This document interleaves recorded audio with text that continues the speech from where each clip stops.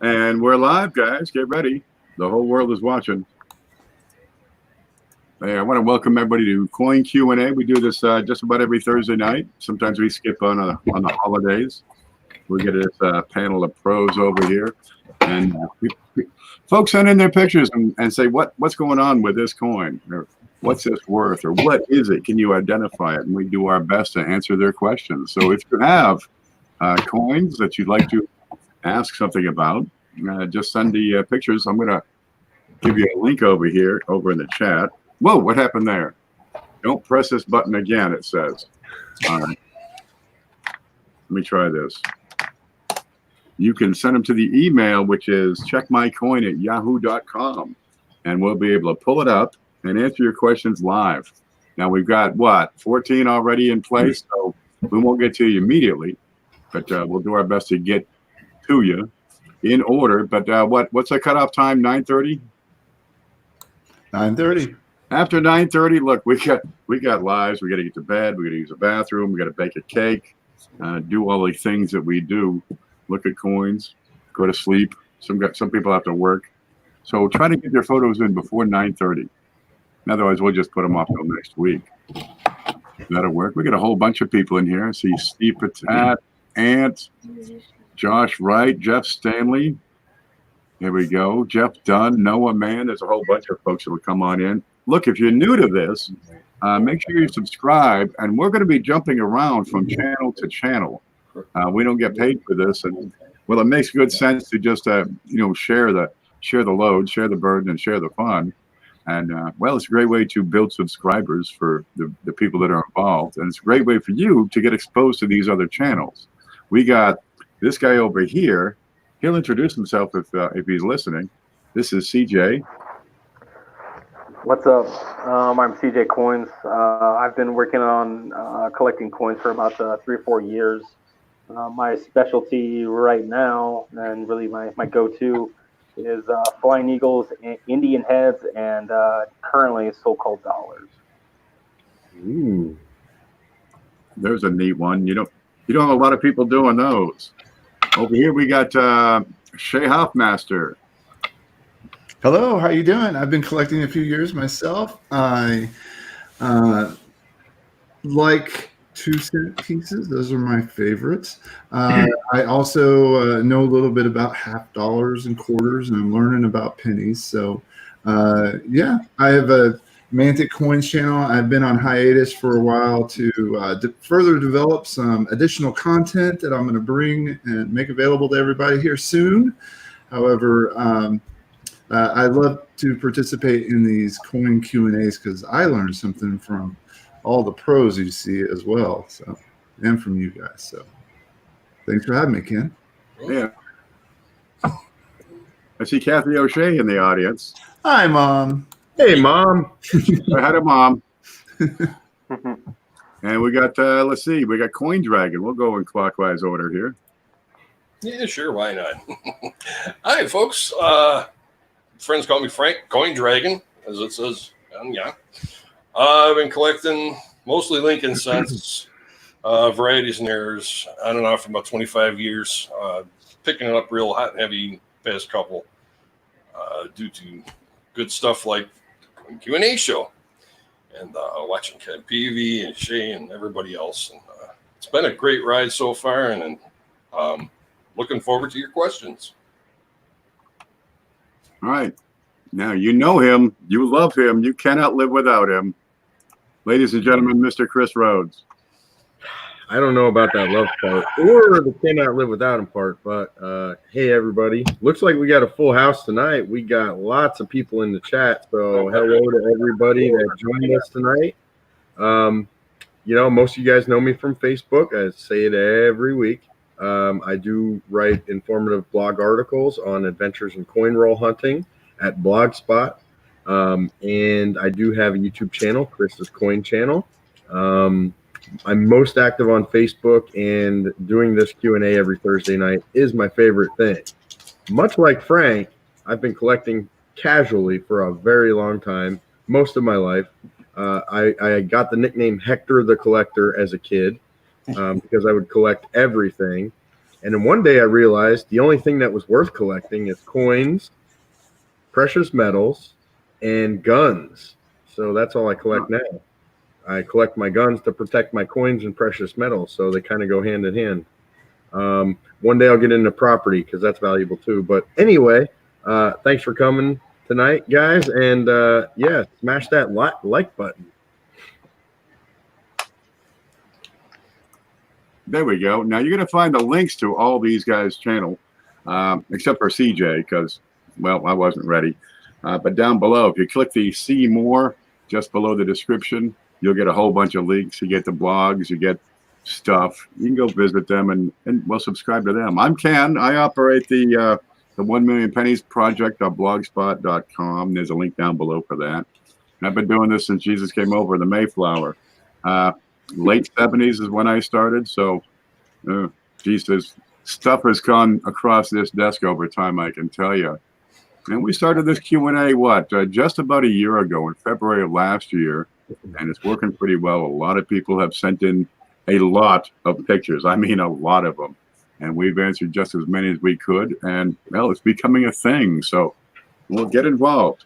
And if you need to, you can type this exclamation point QA over there in the chat, and it'll give you the email, checkmycoin@yahoo.com. And you can send those in anytime, but we're not going to look at them until Thursday. Okay. And that's where I see Coin Flips, Paul Hampton, Stonecutter. Doesn't he live down from you? Yes, sir. All righty. Well, good. We got the old home week. There it is. And we'd like to do a little discussion topic. Anybody want to start it off today? We'd like to talk about tips. That's up with a P, by the way, a P, for new collectors. I'll start it off. Okay, you got it, baby. All right. So the one of the very first things that you can do while starting to collect coins is just sample as far as what's out there and figure out what you want to collect. The importance of that is that you aren't jumping around from denomination to denomination. There's a lot of cost figures really involved in that because not everybody can afford 20 boxes of $50 to go through. Pennies are really cheap to really cheap to go through and really easy to start off with. I started off with pennies myself, and it going through one denomination, whatever it is, whatever you pick, allows you to really understand everything that happens with that denomination, and then you can use that knowledge that you've built from that single denomination and be able to apply the more general ideas across all denominations. So that would be my number one tip. Outstanding. Do we want to discuss them or just move on to the next one? I think it's going to depend on what's said. I agree with what CJ said there. I personally think that there is no one proper way to collect. Everybody's style is different. Everybody's needs and wants are going to be different. Everybody's financial situation is different. We've talked about many times how we all sustain our own collections. I sustain it by buying and selling stuff that I already have, trying to make just a small bit of profit on it so I can add to my collection. I kind of go against what CJ says. He has a little more focus when it comes to what he collects. In my world, I'm all over the place. Whatever I see that catches my eye, I buy it if I like it. And that includes one of 50 different U.S. coin series, world coins, currency, tokens, metals, you name it. I like a little bit of all of it, and it works for me. My collection is just absolutely out of control right now. I really got to start organizing it. I'm trying to. I'm buying books. I have 30 different books in front of me right now. All of them are partials, and none of them are complete. I think the only set that I have complete, well, no, I was going to say Jefferson Nichols, but that's not even complete. So I'm all over the place. Eventually, I'll complete them, but I don't really have a specific focus. And then you throw in a little bit of, we got some salt and pepper here we're going to throw in. We got some varieties. We got some errors. We got odd stuff. I collect it all. So I don't think you have to have a focus. But what I will say, I kind of wish I did was be patient and wait for better quality coins.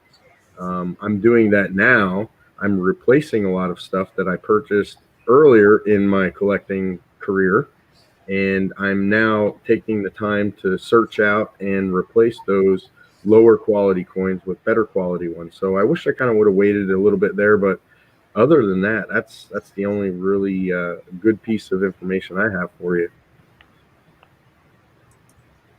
All righty. Shay, what you got to add?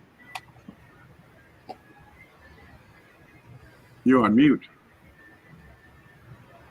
One of the most important things that I think, is that you've got to study, you got to read, you got to listen, you've got to look at a lot of coins.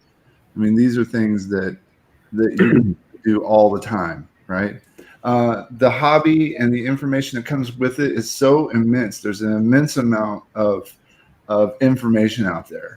So when you hear somebody say, well, I think you should focus on a series, they're trying to tell you that don't let yourself get too overwhelmed. There is too much information for you to learn overnight. It will not happen. It takes years. All right.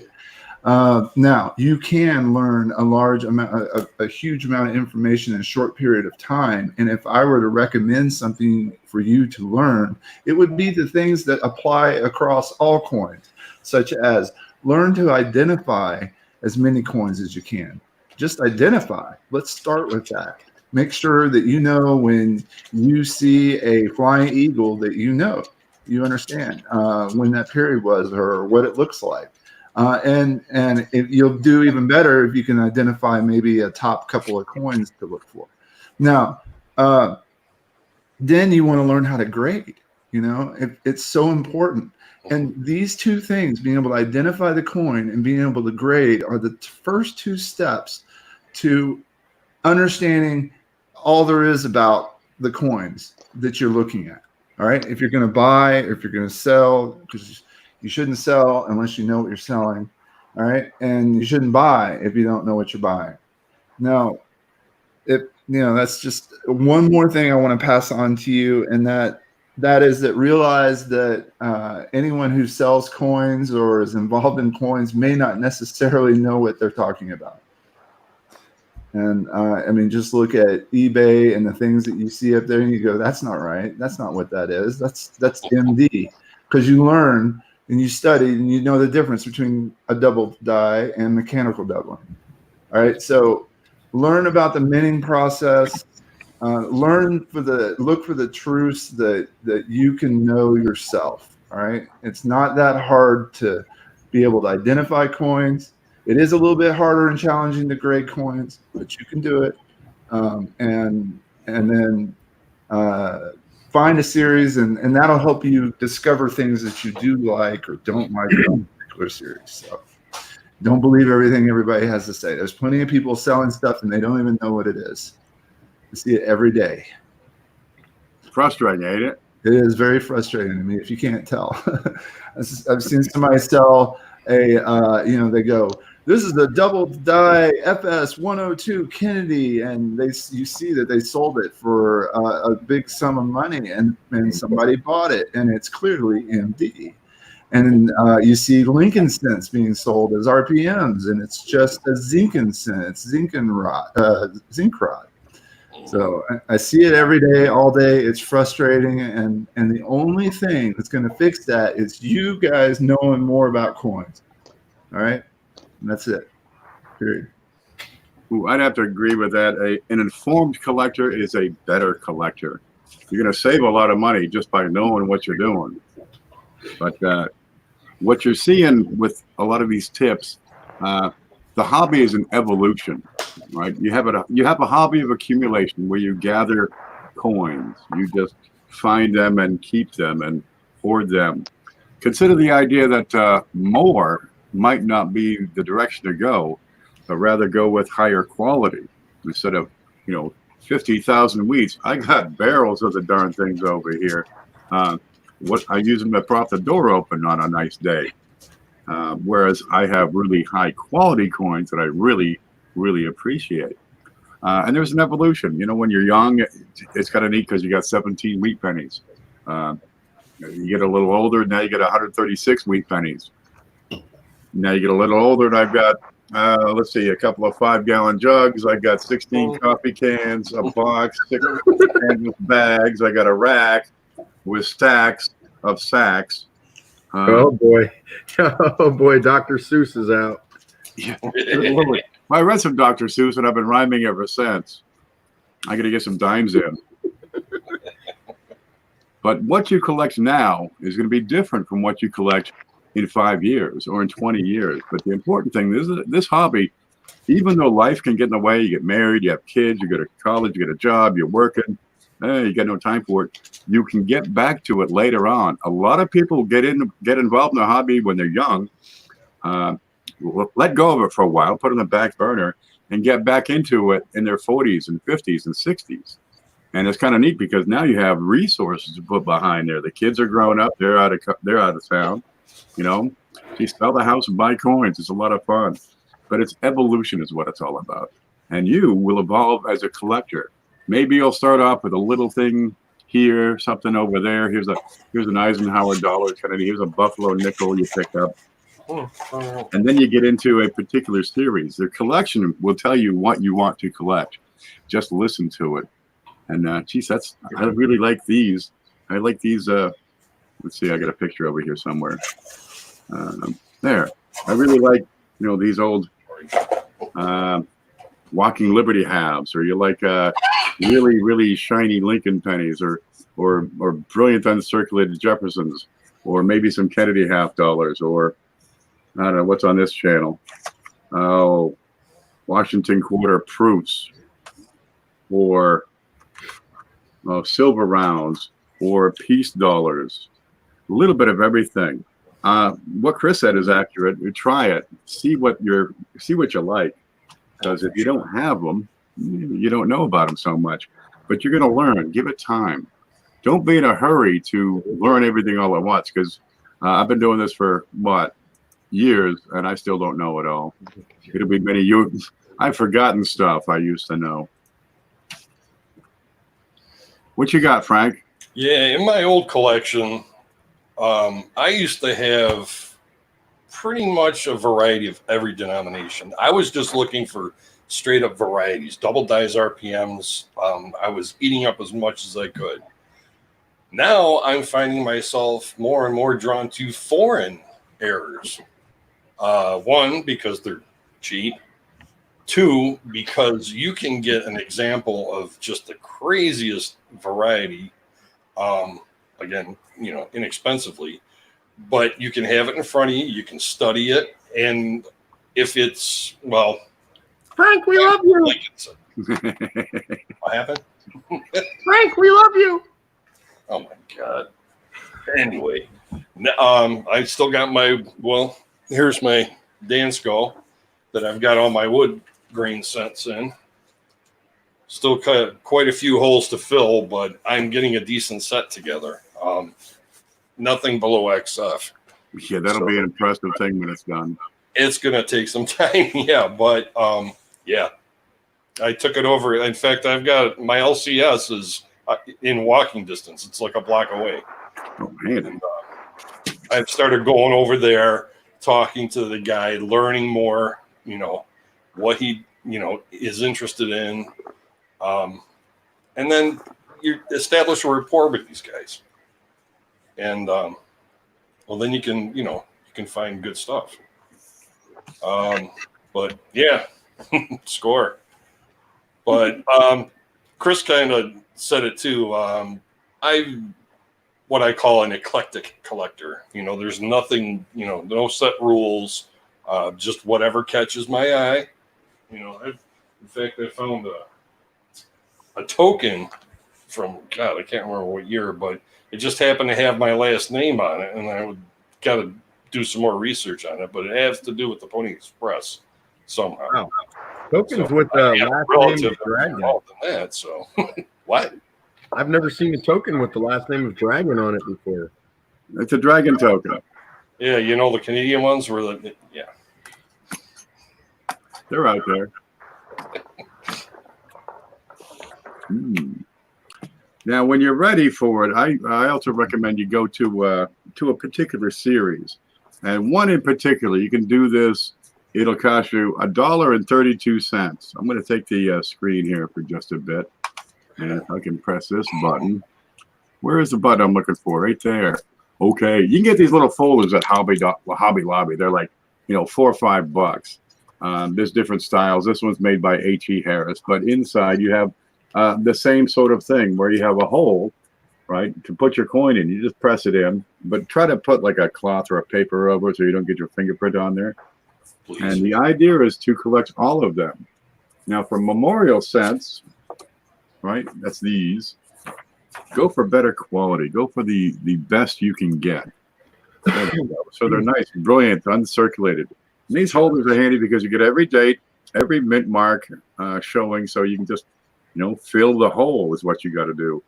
This one has an extra hole with nothing shown.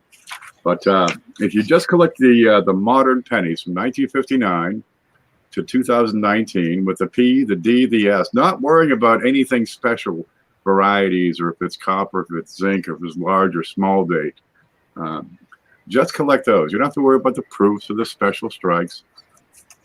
There we go. Here's some. Gosh, I got to get a 1960D in there, huh? Okay. So just the memorials. You've seen those. It's got I don't have a picture of one. You'll see one eventually. It's got the Lincoln Memorial on the back. Whoop, dropped it. Let's see if I can put it up there so you can see it. 132 different. Geez, that seems like a lot. You can go to the bank, get a box of pennies, give them $25. You get 2,500 pennies to look through, and you're only looking for 132 different ones. And you're going to find some of those are going to be harder than others to find. Some you can get in real high condition, real easy. Others might take a while to get one in really good shape. But it's a lot of fun to put these things together. And when you do that, geez, it's a piece of accomplishment right there. And I would say that's a step in the right direction. But you can do that with pennies, nickels, dimes, quarters, $50, whatever you're looking for that's out there. And the circulated coins, yeah, they're not worth much. But think of it as practice for when you evolve. Because this hobby will take you wherever you want it to take you. You just have to let it.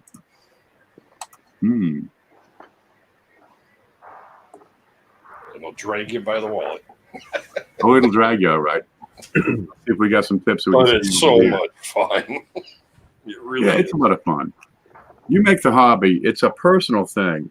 Everybody collects in a different way. They collect different things. Maybe they only want coins that have been, hit with a hammer. Hey, man, if that's your thing, go with it. Yeah, the train wreck registry coin sets. books. Yeah, I was going to say Seven Wonders had a good question there. He's looking for the best place or places to buy coin books. Well, I can assume we're talking about albums, since that's what we were kind of talking about here. But, there's a lot of different places you can go. There's a lot of different qualities of books out there as well.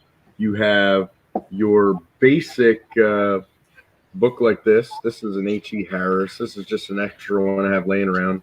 This is one of those books where you can pretty much only see, the obverse of the coin. I would consider that a beginner's level book. They're relatively cheap. You can get them for $4 to $5 at a coin shop, brand new. You can find loads of them used all over eBay or any other online marketplace. These, I really like these. These are upper quality Whitman albums. And these are, I buy these used at coin shops or eBay or other online marketplaces. But the good thing about these is you can see both sides of the coin. There's plastic slides that hold the coins in place. You can get those relatively cheap as well. Now, you want to take a step up and really get some nice albums to display your coins. I would recommend Dansko. Dansko makes a really nice album. You can get pretty much any US coin series you want. They do also offer generic albums and different foreign albums. And Dansko is not the only game in town, although I think they're probably the easiest to find, but they are also among the most expensive. There are other brands out there, such as Intercept Shield. These are also very, very nice albums. Sometimes they even come with these nice little dust jackets. There's some older ones that are similar called the Coin Collector. Also similar albums. Same thing. You see both sides of the coin. And then another type I like. These things stink to high heaven. I mean, the fumes that come off of them are crazy. Anybody that owns these knows, but I think I had a Harco. I had to throw it away. oh, you know what? Harcos are terrible. I've seen those turn Mercury Dimes green and slimy. Yeah, those are pretty nasty albums. That was before they realized that certain types of plastic will actually ruin your coins. I guess they thought as long as you were putting it in some plastic, you were preserving it, but PVC will kill your coins. These are newer, though, and I can't remember. Oh, Lighthouse. What am I thinking? Lighthouse albums. These things are beautiful. They're very limited with the series that they offer on the market, but they're really nice albums, and they're relatively cheap for the quality of the albums. As far as where you can get them, I mean, you can get them anywhere online. You can get them at a local coin shop, coin shows. They're easy to find. If you guys are looking to preserve your collection, which you should be, you're collecting this because you like it, and you're hoping that one day it's. I mean, for me, this is my retirement plan. You know, if I live to be able to retire, I'm probably going to end up selling some of this stuff off. If I die before then my kids can have it.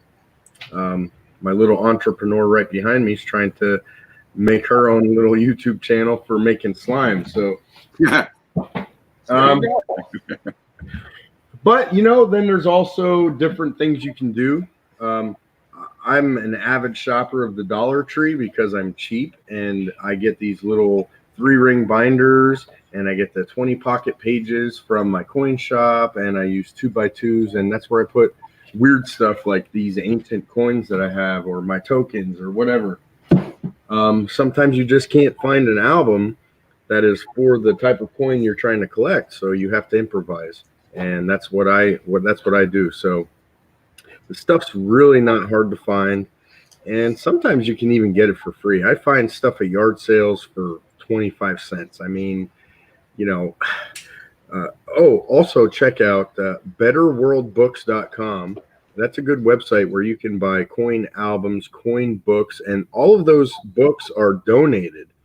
I found it by mistake. I was going to the grocery store and there was a book bin out in the parking lot, and it said, buy books here, betterworldbooks.com. And I went on and checked it out. I wasn't expecting much, but I was honestly surprised at what they have.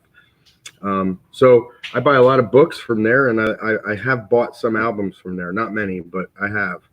So that's where you get that stuff. Basically anywhere. If you're hot for it, you'll find it. Google is your friend. You can find all kinds of stuff there. Thriftbooks.com. If you get into, say the numismatic books, which is, you don't put your coins in there, you get information out of there. Dude, there's pictures, but there's a whole lot of words too. there's lots and lots of coin books out there. Really get them. A lot of people will say to get the book before the coin. Learn what you're buying, so you're more informed when you go to buy the coin. You don't, fall for, oop, it's a counterfeit, and it just costs you $300. That's a harsh lesson to learn. Some of these books with one purchase will save you a pile of money just by being able to identify those coins properly and correctly. But if you're looking for supplies, holders, flips, albums, folders, yeah, online, Brooklyn Coin and Stamp is a great place. They got all kinds of stuff. They ship nationwide. They can have the sales tax issues that come with it, by gosh. Now, Young Numismatist put up a question a few minutes ago, but we got to talking. So I've got it here. Why are some proofs made of silver and others aren't? Are there some years that don't have silver, and why? And for the years that do have silver proofs, what's the ratio of silver proofs to non-silver proofs? Anybody want that? Holy crap, all my devices are just going crazy here. It's an arcade. Come on up. My God. I don't know really enough about silver proofs. So I'm probably going to have to. I don't know if there's an answer to the question. Why are some made of silver and some aren't? I mean, I think it's just the mint trying to meet customer demand. There you honestly, when it comes to the modern silver, anyway. I mean, at obviously at some point in time, 1964 and back, that's just what they did for obviously the dimes, the quarters, the half dollars. But now I think it's strictly for customer demand. And honestly, I think they're trying to make some money too, because you're not paying spot price for that silver. You're paying a nice hefty premium for that silver from the mint. So and that's why they're doing it. I can't really think of any other reason why. And as far as the other, the other question, why do they do it some years and others not? I think it's the same answer. It just depends on customer demand and what they think the market is asking for. And as far as ratio, I'm not really sure. I mean, you can look up the mintage numbers. There's certain years, let's say 1976, they made silver and they made clad. I mean, you can look those mintage numbers up and figure the ratio out, but I don't think there's any specific reason they did it one way or another. I don't know. Maybe they use a price curve, a demand and supply and demand, and figure out where the break-even point is. I don't know. Some years they're left over with tons of coins sitting in vaults and never to sell. Now, part of the reason for silver is it's what they're running. It's 1964 and before, the quarters, dimes, half dollars, and the dollars. They were making them out of silver already, so it was natural to make the proof issues out of silver. The pennies have always been copper, nickel, or zinc, except during World War II when they had a steel, but they didn't make proofs at the time. And they had some silver nickels during the war, but they only made proofs for 1 year, and then they stopped the program. Lots of things go on at the mint that halt and start and change programs. In 1965, they stopped putting out these silver proofs. Okay, they started back up with silver proofs on the half dollars because those were 40%. They ran those through 1970, but the dimes and quarters were still the clad. Now the bicentennial they produced, I've got some right here. Let's see if I can show this. They produce a silver coin at San Francisco. Let's see if I can pick these up and show you. And these are 40%. Now previously they were 90% silver. There you go. So you got a white edge on those instead of a clad edge. And well, you got the bicentennial going on, so they wanted to do something special there. And it was a 1 year thing, actually 2 year. They made it in 75 and 76, but they're all dated 1976. And then they stopped. Then in 1992, they started up again with the regular clad proofs, and they also had silver proofs. Get out of here. There it is. And they were 90% on some, but not all, of the dimes, quarters, half dollars.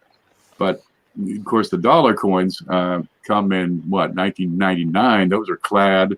And then that manganese, the gold dollar clad thing. And this year they started in with a 999 silver proof and got rid of the 90%ers, but they're still making the clads. It's all over the place. A lot of it is user demand, and well, they need to generate revenue for the government, so that's what they do. The best way to figure out what year they made what proof? Learn. There we go. Let's see if we got some more questions over here. Otherwise, we're going to start looking at pictures. Those early 90s silver proof sets are low mintages, too. Yeah, and they're in decline now, so why not pick them up? Snap them up while you can. Get yourself a red book, because that will show how many proofs were made, along with the mintages, and on some of the, and it'll give you a breakdown of the weights for the silver content and also the regular clad run. So that if there's ever a question, you can always weigh your coin and that's just one metric for you to be able to figure out, okay, is this proof or is this just a clad? So like Kennedy's, you can weigh those. That's really clear as far as the silver content. But I use and abuse my red book strictly for the information, not for the coin values or anything. But the red book has so much good information on all of the different series that were produced. That it's just really got a lot of great stuff. I mean, it's always on my desk, and I've got pages falling out because I've gone through either the pennies, the nickels, or the flying eagles so much that it's starting to fall out. But it's one of those absolutes in my collection. There you go. I've got a copy of it right here. That's the red book. It's put up by Whitman Publishing. They've been making it for decades, since what, early 60s, late 50s. Yep. Hardcover, what's the price on it right now? $16-17. You can get them used. And if you don't care about the prices, it's a great way to save $15 because you're going to get them for, $2 to $5 a piece and used. I've got the 2015. If I need to look up information, the information never goes out of style. That works great. Yeah, pick one up if you get a chance. And the price would be good for a few years because most of the coins in there don't really jump up and down in price all that much. And use that as a guide rather than a written in stone price guide.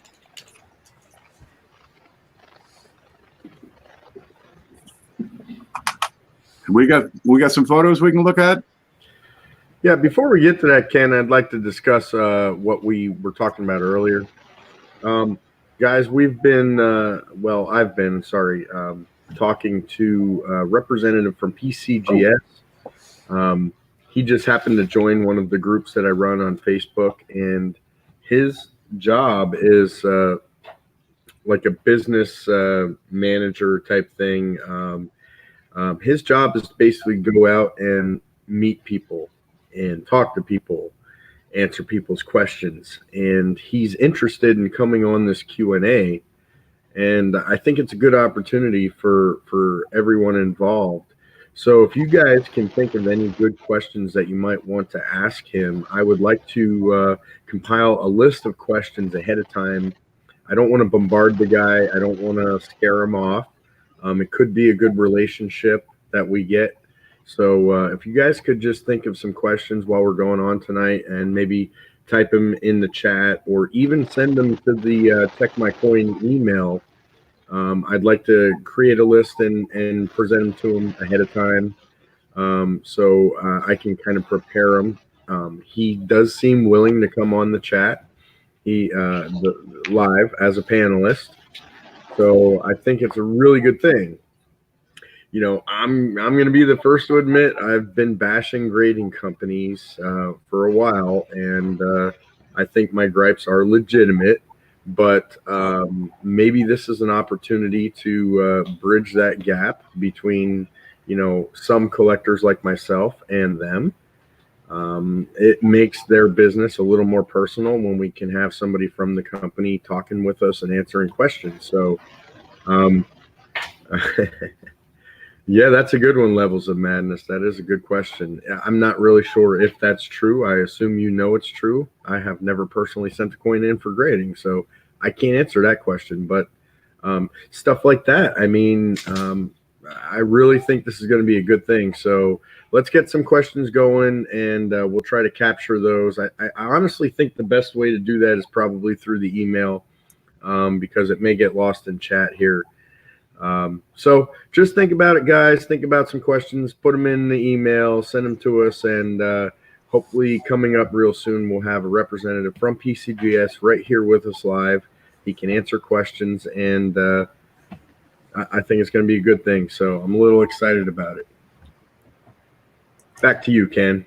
That'll work. Now, we got a group on Facebook. It is called Coin Q&A. If you're on Facebook and you join coin groups, that's all you got to type in, Coin Q&A, and you should be able to pick it out. It'll have a picture of a Judd trial piece of a nickel, kind of neat, from the 1860s. But you'll recognize the rest of the people. And if you can't put in a chat, you can put it in that coin group. You can also send it to the email, checkmycoin@yahoo.com, and we'll be able to compile a list of questions and see if this fellow's interested. Should be a lot of fun. Did you have something to add, Frank? To that, no. I think we're ready to get into the silver stuff. I'm lost on the silver stuff. There we go. All right. Well, we kind of have a funny one to start with today. So awesome. You guys always send us some funny stuff. So here we go. Just keep in mind. All right. So this one's from Robert L. Zinken Vanishing Coin. Proof of a new alloy developed to remove coins for circulation in 75 years. So he's just having fun. Thank you guys for your contributions to the community. I truly appreciate your sharing your knowledge. I learn something new each time I watch your videos. We need more of this content. All right. Let me show you. I totally agree. Here's what he sent. Oh, Connor. I was going to say, I think he's giving them a lot of credit saying 75 years, but yeah. Looks like the Cookie Monster got a hold of that. That is up until 1982, our pennies were 95% copper with some zinc, and older would have zinc and tin in there. Before 1856, they were 100% copper, but the price of copper was climbing, and you got a fixed face value. Well, at least if the cost of making the coin goes beyond the face value of the coin, it doesn't make any sense to make the coin. So they changed the composition. Now we have a zinc core. It's 100% zinc, and it's plated with copper. And so you got about 2% of the weight of that coin is copper nowadays. But when you perforate that or breach that copper plating, you expose the zinc core to the environment. And, well, this neat thing effect, it's called hydrozincite. Effectively, the zinc rots away. It converts into a powdery, weak, dusty crumb stuff. And what you see is what happens to it. You drop it on the ground, it stays in the dirt for a little while, and it will really rapidly escalate this process. So great. These coins just rot away under the right environment. Big chunks missing out of it. They'll pucker up. They got blisters. They bloom. Right, the stuff expands and just makes it easier for the next layer below it to rot away. We call it zinc rot for short. It's a goner. So, yeah, that's doomed. On these more modern coins, 1982 onward, you really want high quality coins to last because if the copper is perforated, that coin's going to go. I like Shannon McCord's comment. They are biodegradable. I'll tell you what, Pretty much. I wonder if the mint had that in mind when they were producing these coins. They were trying to be green. Oh, what kind of zinc salts are going into the ground? Ooh. That's a gunner. I've got one ready. Unfortunately, they don't they print them faster than they dissipate, even though these dissipate quickly. Yeah. Probably the zinc lobby wants those made. You want to do the next one? Sure. If I can make it happen. Let's see. Nope, that's not what I want. I Hit gotta that press a button, lot Ken. of buttons here. Yeah, that one. Okay, there's this. Sorry for the multiple screens. Here it is. What you got? Chris, Oh, me read You it? want me to read it? somebody read it. Okay, good evening. Okay, first one for tonight. That reminded me of like Vlad the Impaler. Good evening. First one for the night. Going through a BU roll and found many of these coins, and I'm not sure what it is. I have my thought, but I'm looking to get yours. Thank you. D. Reese. What's up, Doug? Okay. Oh. This is a 1974 penny. Yep. What do you see right off?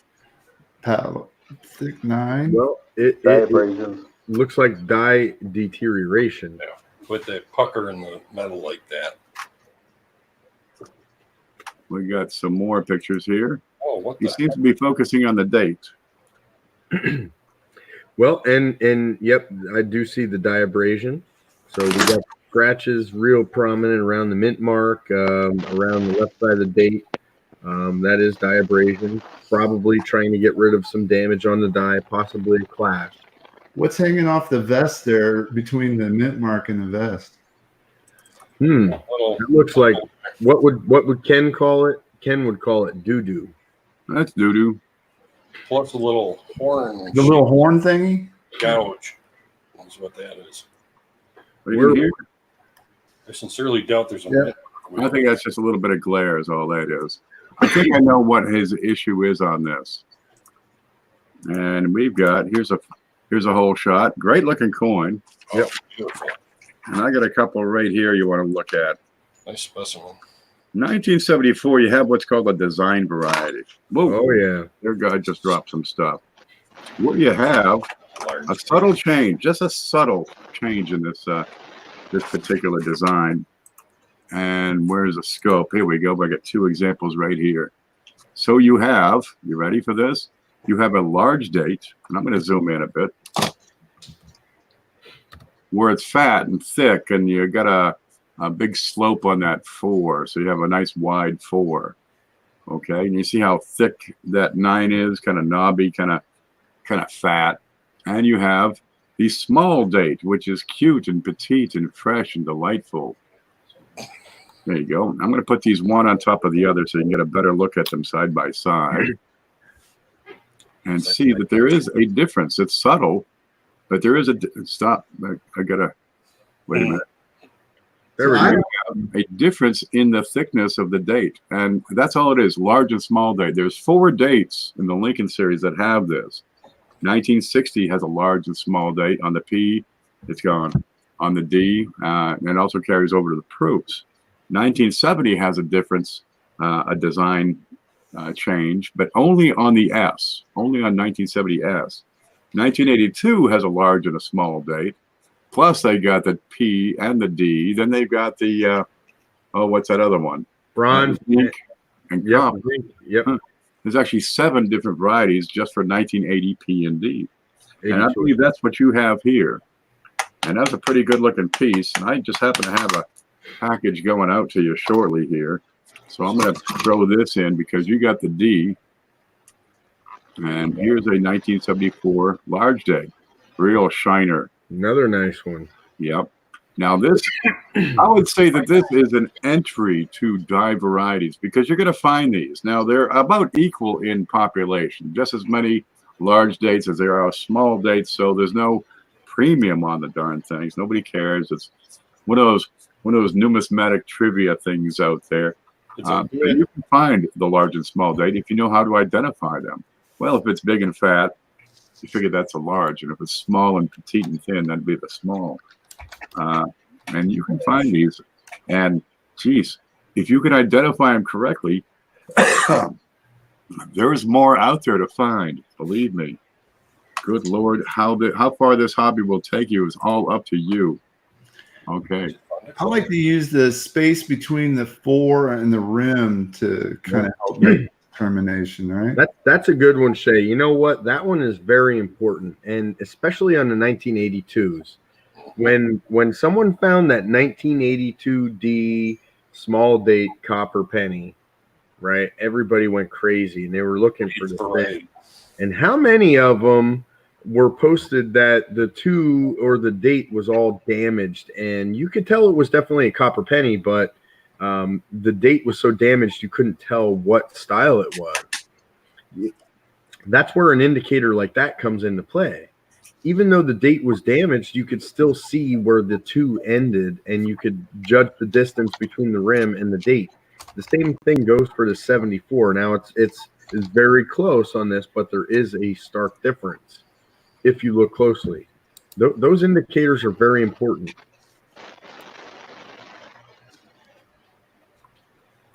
There we go. We shine that up just right. You'll see a difference in the distance between the 4 and the rim. But it's pretty darn subtle. You may need to measure that. It is darn subtle. Mm-hmm. But your thickness of the letters and the slope of the 4 is going to be the diagnostics here. Just about everything else is just about the same on these. I think there was a difference on the bow tie. I don't think I'm going to be able to show that with these particular pieces. I like to think of it like on the 74. If you look at the crossbar on the right one so that little bit of knob that sticks out from the 4, towards the rim, the distance between that and the rim is about 1 knob wide on the large. So it's closer to the edge. It's ready to go. It can reach out. All right. But the small date, there's no way you could double that and make it to the edge of the coin. So it's a small date. So. Okay. Another one you can look at, another diagnostic would be that bow tie. We've got a bit of a sharp, pointy bow tie here. And the small date, it's more rounded. Okay, that's it. There's subtle differences. And there's lots of diagnostics for lots of different coins. You're not going to learn them all, but if you know where to look them up, you've got a good chance of being able to identify your coin properly. Can we go back to Doug's coin? Yeah. Let's see. I got to press this button. Then I'm going to press this button. Then I'm going to go to Doug's coin. There you go, 1974D, real shiner. So it looks like he was asking about the 7 specifically. Do we have the close-up available? Sure do. Yeah. So I think what he's asking about is what looks to be a notch at the bottom left, but that is actually die deterioration.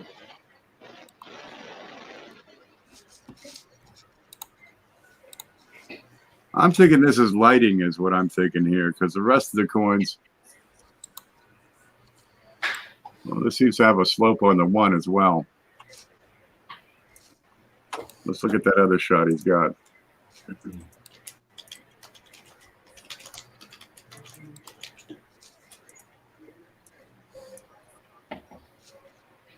That's a funny little bottom on that 1. But at the same lower left, I don't seem to have it on the 9, which I would expect to see it here. Yeah, and the 1, you'd see a stub. But, well, is it lighting? That's the first perpetrator that I often consider. I can look at the top of that 7. I'd like to see a notch here if this is a hubbing issue. But a lot of times, some of these points, they're going to show you, a false doubling. It'll look like a split because of the way the light changes. And I don't have it on the 4. Can you see that 4 from where you are? I don't have a notch on this 4. Yeah, there's a.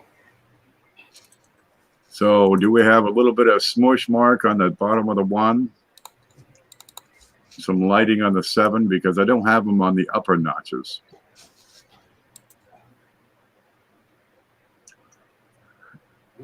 something like this would do well to have it looked at in hand.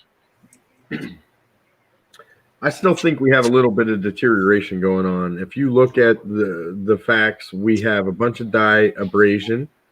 So the die was in service, for a while. It was either damaged or something. Then it was dressed up, as they like to say, and then put back into service. And if you look at the full coin shot, it is a very nice coin, but details are kind of mushy. And I do see evidence of a possible clash right there by the Y on Liberty.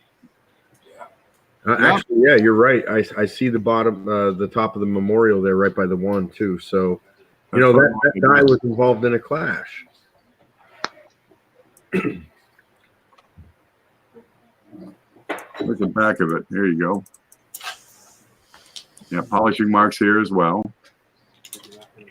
I see no evidence of the clash inside.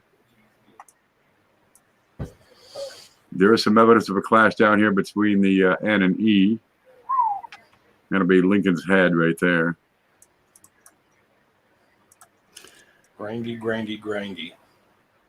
Yeah. So some die wear, yeah, that makes good sense.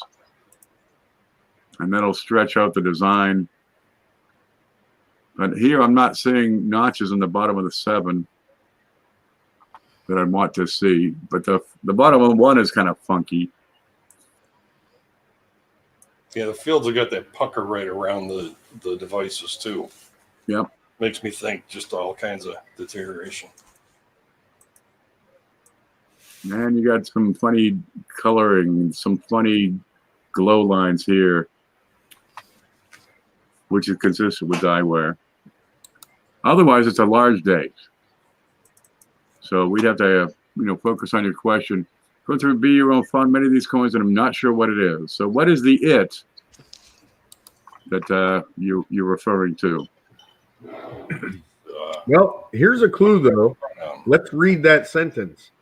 He found many of them and not sure what it is. Typically, when you find many of something, it's either normal or, I guess that's what it is. It's normal. Well, a key indicator that you don't have a rare coin is when you have a lot of them.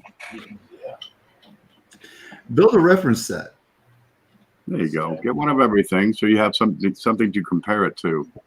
Yep. But we gave you several leads as far as what we think it is. We got another one? I do. Let me pop this up here. This is from Richard B. 1952 Washington quarter, DDR, and can't figure out what is underneath the mint mark, if anything. Oh. All right. Let me go. Shape. Let's see the spread. It's a pretty chord. Real decent shape. Those fields are immaculate.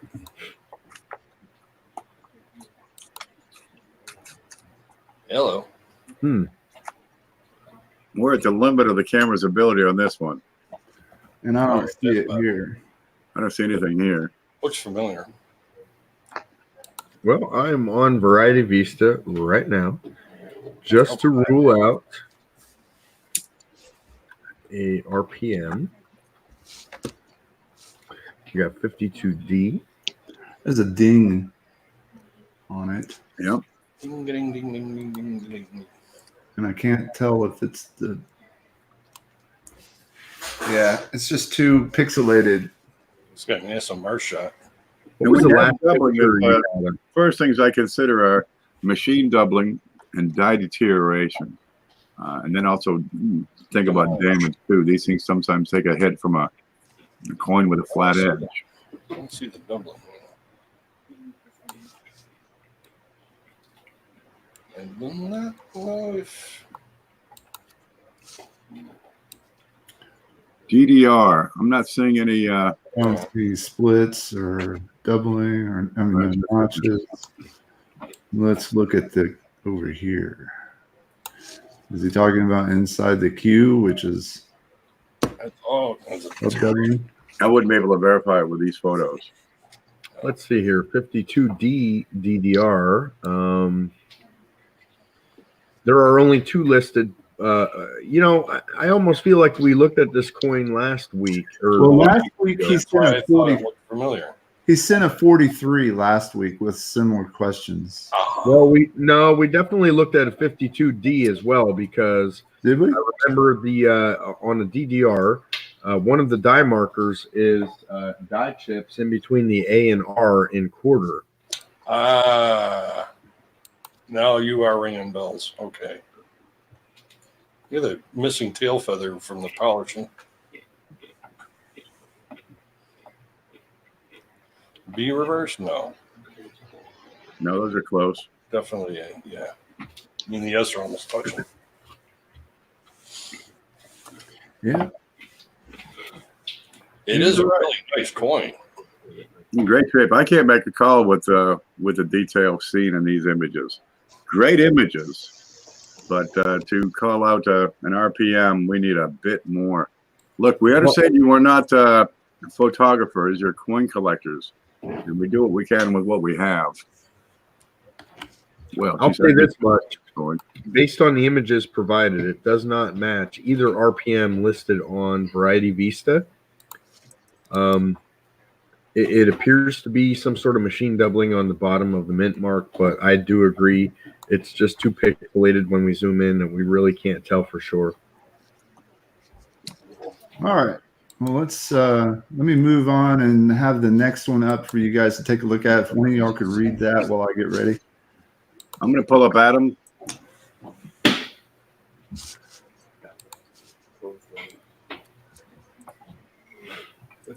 All right. CG, you still there?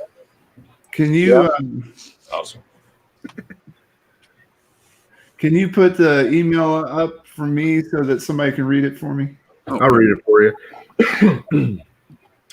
From Seamus, Omaha, 1972 Lincoln Memorial Cent. My question concerns the die chip outboard right of the 2 in the date. Is this just a die chip or evidence of possible doubling of the 2? I have rotated the coin to catch the mark in different angles of light, thus similar photos of the 2. I may be seeing things that aren't there, but I am wondering if others see a separation in the 1 and 9 of the date. Besides the die chip question, there is a die crack that may be interesting to some within the hair of Lincoln. Let's see what we got. Where's Schumer? Yeah, where's Jeffrey at? He loves those cracked skulls. Well, I see that die chip or whatever it is already in the 2. That's kind of interesting. There are some subtle ones after like die 8. Ooh, That's a winner right there. Yeah. Well, that's a spike head, baby. I'm going to look up cuts on coins real quick. How it shoots off towards trust too. Yeah, I like that. We like you to spiky. Yeah, me like you be spiky. Wow, that's a sick Wow, one. that one goes down past the ear. Was that a D or a P? P. Philadelphia. You know what? I'm so glad that they're cheap and terrible in Philadelphia because we get some awesome varieties. I could not agree more. And I think that too is very interesting. It is. There are some really subtle ones, and I'm not familiar with them after, say, die 8, like I say, from right. Well, that mark you're pointing at right there is very interesting. Yep. I don't have it on me. Darn it. Almost see a notch on the top right of the bottom there of the 2. The crossbar. Yeah, right up in there. Almost. I think all of them have that though. Well, that could be that master die doubling, right? Mm-hmm. Inside the 2 is master die doubling. That mark's definitely interesting. But this, there are a couple like that, right? Oh, I'm yes. already on Variety Vista, so I might as well stay here. And I got John's page up. I've got no match on copper coins for that 2. And there's an interesting, it almost looks like MD on a couple of them, too. Wait a minute. There. And then there's a bar L. But I don't see that particular. Oh, wait. Uh-oh. 13. Yeah, I think it's one of the last ones. Check for gouges, radial gouges up by N. Up by The N. word in God. See if there's like radial. Might not be able to see it. Wexler's got 23. Who's got Wexler open? Anybody? I do. Frank does. I'm pulling mine up right now as well. And I'm looking at 19, and there is a little bit of a spot off the 2 just like that. But his looks a little more pronounced even.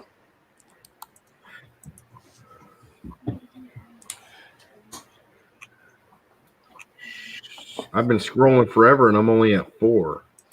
You got to grab the bar. And You on Wexler? Yeah. of course, you're on your phone, right? So that's harder. No, I'm on the computer for this part. And then there's another one. 14 kind of has the same difference. I think I. Kenzie, hands off my mouse. Okay, so it's not 12. That's when that came to my mind. 13, I would have to say no as well. 14. 14 is close. I think the example we're looking at though is more vertical. Look at someone check out Copper Coin 17. Let me see. 24's got it. I'm so close to being at the end here. I'm going to finish what I'm doing No, first. wouldn't be 17. Never mind. No, that's a horizontal coupling, whereas we have a vertical aspect. It looks like all of the examples on doubledie.com all have the horizontal bar showing, not a vertical. 24 is pretty. Yeah, it's maybe it's just a fortuitous gouge. I'm going with gouge. It's entirely possible. Oh, and you check 13. That's the one that supposedly has like little bits above the tail. Mm-hmm. Yeah, that was. Yeah. And the next one, and then 24 is another fairly close one. I think 13 and 14 were the closest, but just not a match. Yeah. I'm going to go with gouge. Well, Yeah, I'm not seeing a die crack, a spiked head that's also a double die. That would be a pretty definitive marker. Agreed. Yeah, you would think that if it was one of those, it would be, it would be mentioned as a marker. But Can you show us the die crack? sure. Left side of the Wii and gradually left. Okay. And all the way down to the bottom of the earlobe. Yeah, it scoots all the way over the truss too. It's like it forks off there. I'm not seeing a match. No, everything's like Chris said, horizontal, not vertical like that. Okay, maybe cuts on coins number 11 for the spike heads. That's probably your closest. But that's fine. Okay, who's this from? Seamus. Oh, okay. Seamus, I'm going to give you a link over here, okay? There's copy. I'm going to take you back to this screen here. Okay, let me show off my screen. All right. Cuts on Coins is a site, and one thing that they also record are these die cracks, which you're going to find that go from the rim to the head. They call it a spiked head or a spiked. And make yourself big. Yeah. Feature. There it is. Okay. They call them spike heads. And there's a whole bunch of them. And you can send photos in, and they'll attribute the coin based on the photos. But they're going to be really good photos. Seriously. Oh, yeah. But I don't see any that match yours. One is close, but yours seems to be starting over further to the left. Okay. Most of them are going through the W. All right. Now, I'm going to give you the link to this particular page. And if you look on the left side, there's an attribution guide on what to do. Read through that, and Now, Jason Cavalier will probably look at your photos. I'll put that link over here in the chat, and that'll take you to it. Because at the very least, it's a spiked head. Yeah.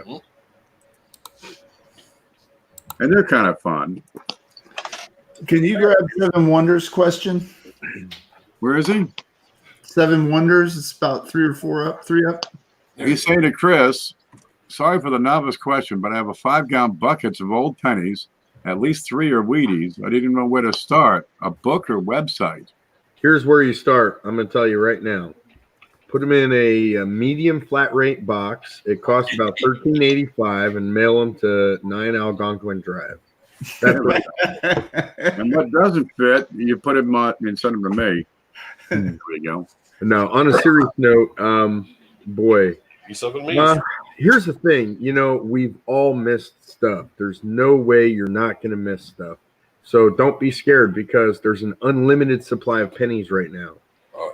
Oh, I have 6 boxes sitting there waiting for me to go through right now. I wish I had the time. Take your time. There's a bunch of websites. Maybe we can add them to the comments list if somebody would be so kind. But you have coppercoins.com. That's going to show you double dies, RPMs, different stuff like that. Then you got doubledie.com. I'm going to give you all of them right here in one. And all right, Ken, help us out. Man, that's a link on my blog. If I can make that show up. There we go. There we go. Ken's got the stuff, baby. This will take you to this page. Key information websites. Can we see this? Yep.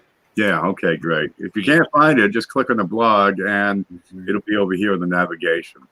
But it'll tell you for die varieties, and we use a lot of times die variety or doubledie.com. That's Wexler's site. There's Variety Vista, which is the Konica site. The same database, which is coming, and Araref, Numista, Konica Online, Cuds on Coins. We just showed that link for SEMAs. Variety and Errors, Trail Dies, Mad Die Clashes. This is a link to itself. USA Coin Book. Specialized information. There's Copper Coins. He specializes in Lincoln pennies, the Lincoln Cent resources, right? You can go through and sort out the dates. Get the stuff that's, got the reverse with the wheat design. They're kind of neat. Pick out some particular dates that are known for valuable varieties. There are cheat sheets available. I've got one here as well. That's also in the little sidebar. But really, every single date out there has the potential for die varieties. They may be quite minor, right? We'll pick out the best and send the rest of the back, because you can always get more pennies. You might miss some stuff. Well, try to find the best of the best. And these little cheat sheets will have some of those. Really, what you have to know is the design. What is the normal design for those coins? And what's special or different about the one in front of you? That's right. I always try to, if we took it back a notch a little bit too, start by sorting the dates. Maybe even sort the mint marks within the dates. That's what I was gonna say. Is that's the first thing that I did when I really started getting in. Is I just sorted them. Start by sorting them, and then you can go through and if you want to do it systematically, you can do it systematically. But then you have a definitive, like, there's a start point. Get yourself a loop. Get yourself the tools you need to maybe take a closer look. Try not to put your fingers in there. Learn, watch some of Ken's videos on coin handling and being a good steward of coins. The last thing you want to do is find a nice doubled die that's in your thing, but the first thing you did was put your fingerprints all over it. So I wouldn't worry about it too much, but at least hold it by the edge. Learn the basics and then go through them. Don't let the kids use them for chew toys. Don't use them for bingo chips. I got a show here for you. Okay, where are you? That's probably as zoomed out as I'm going to get effectively.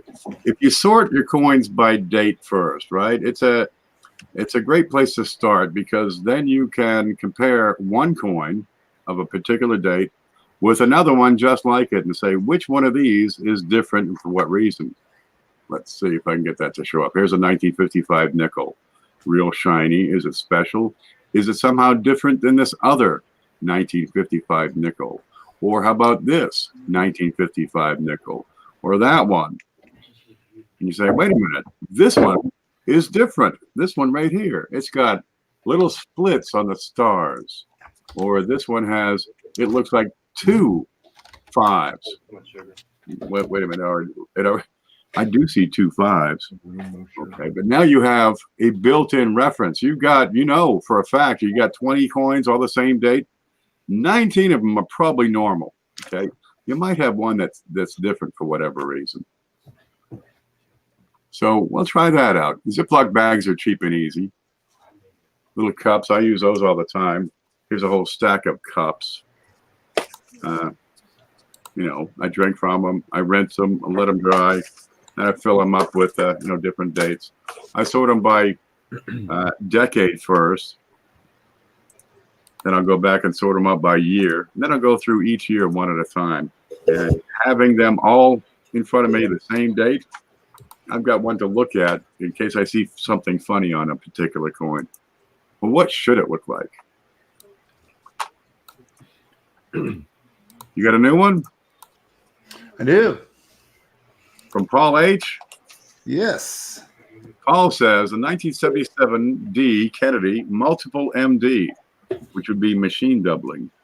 This is more of an example than a question, though there appear to be 3 separate MD strikes. One appears to be older, and the 2 upper seem newer. The 2 upper strikes appear to be the same age. Can you get multiple strikes like this at one time?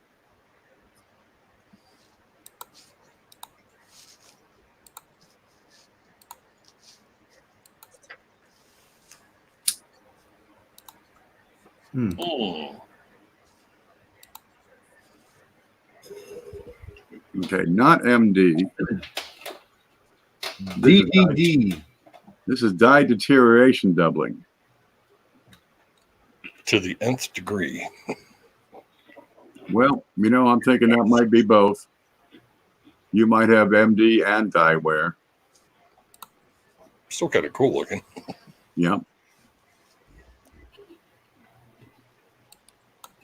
They look like nervous letters.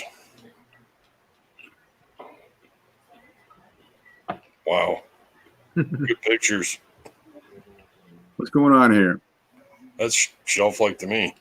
Mm-hmm. Yeah. Along with your deterioration big time. Yeah. So the key point that I want to point out is what we're talking about as far as die deterioration and MD. Those are actually 2 separate things. The die deterioration is the die itself. The machine doubling happens at the time of strike. Absolutely. The die wear is the metal on the die itself just being worn away. And what's going to give you, what that's going to appear as on the coin are mushier letters and letters that are sort of spread out, right? Now the strike, which puts the impression into the coin, is going to leave that same die deterioration on everything it makes. But machine doubling is when that die strikes a coin and then kind of bounces and leaves a secondary image. And Shay's going to give you a drawing here. Right? So it kind of strikes a coin a second time, but it's not with enough force for a full impression of the design. So what it's doing is hitting existing design. You're hitting the O or the L and flattening it because the die itself has a flat surface. Ooh, resistor. Sorry. I'm going to do a bigger, yeah. There you go. This is like art. Yeah. I'm letting it flow over me here. So I know this is rather extreme, but the edge this is worn away from the middle. I think a good way to think about it is, these dies are on presses, and they're striking these coins with tons of pressure. At ridiculous speed. Oh, At ridiculous second. You are right. So they get hot, they're under pressure, and that pressure wants to escape. You're creating an energy. It wants to escape. So the only way to escape is out radially from the center. And as that energy is escaping radially from the center, it's taking metal with it slowly over time. Yeah, they don't lubricate these coins when they strike them. On purpose. They lubricate the parts. And sometimes that lubrication gets onto the coin. That's a different issue altogether. But you got metal on metal contact. And, well, geez, it's pretty abrasive over time. You get 50, 60, 100,000 strikes, 200,000 strikes. The dies get wore out. I think I've seen some of these coins with this multiple MD looking characteristics like this coin. I've had them where I've had like 4 or 5 layers around them, especially on the half dollars. It's pretty cool just to look at, but yeah, not worth a lot. Yeah. MD adds no value. Sometimes you see coins that are listed as a double die, but you look at it and it's really MD, and they're trying to sell it for a pretty substantial premium. MD is one of those things you have to get your head around. Yeah. Right. If you want to understand die doubling, which is a different process. I see stuff like this posted as doubled dies all the time and sold for real amounts of money, and people buy it, and it's just because they don't know. Yep. If you're buying a doubled die, there should be an attribution by a known attributor listed with it, be it Copper Coins or Konica or Flynn or who else? Sand. And so you can examine the coin being sold with a known example, with a known specimen, and look for die markers as well. One thing to note here is you are going to see this far more often on half dollars, quarters, dimes, and nickels. The alloys that are used to make these coins are just a lot harder. You will see it on pennies as well, but you're going to see it more on half dollars and nickels, in my opinion. Maybe a clip? Oh, no, wait. Hold on. I think that's the way they're holding it. That's in a holder. Ah, are you sure? Let me see. It's Or the something. port. Let me see the other side. Because I don't see it over here, so it's not a clip. Yeah. All right. That might be just a ding. Ding. All right, we got another one coming in. Oh, I meant to All get one ready. I'll take this one. That's in short. From Sean Wilder, regarding what retail value do you think this coin has? Oh. It was a little short, so. All right. Sweet. There we go. Well, what do we have here?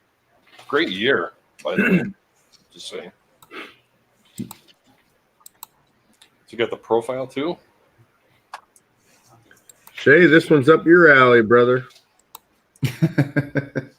That looks like a really strong double die to me. There are some sick ones in 66. For sure. The doubled profile, there's a couple of those worth quite a bit of money.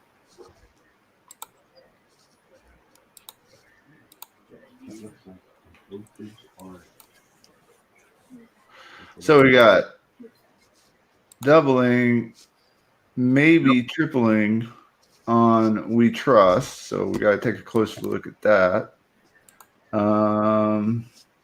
Not seeing. I don't see anything there. That's strong. Yeah. That's definitely a keeper. Yeah, throw that in that flat rate box that's coming to Hazelton.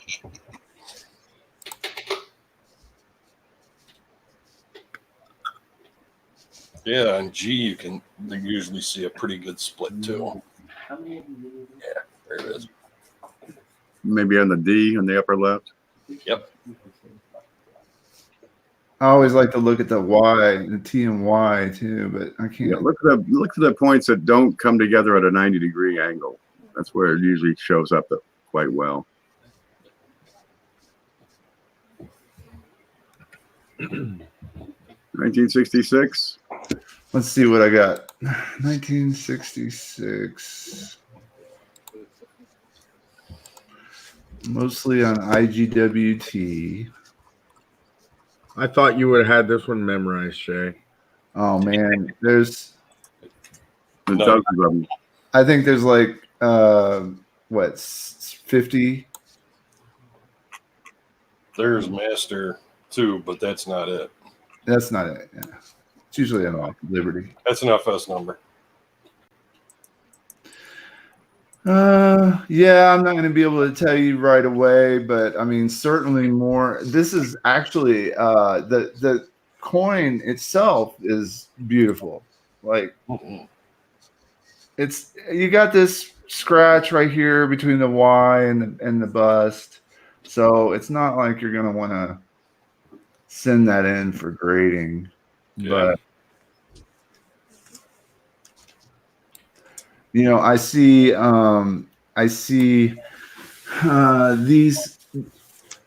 I mean, what's milk value? You're going to get $2.75. All right, so there's one place to start. We could, you could at least get that. But for more, I would say it was worth more to me because I like to collect silver $half that are double the dies. But some other collectors may not want to. They may not like it because of the big scratch right there. Let's see. And it's got pretty normal tone. It's got an average strike, maybe even above average. All the letters are nice and clear. Fields are nice. DDO number 4 possibly on Variety Vista.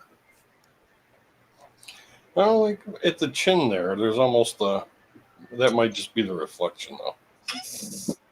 Well, if you look at DDO 4, there is a slight doubling noticeable at the bottom of the chin.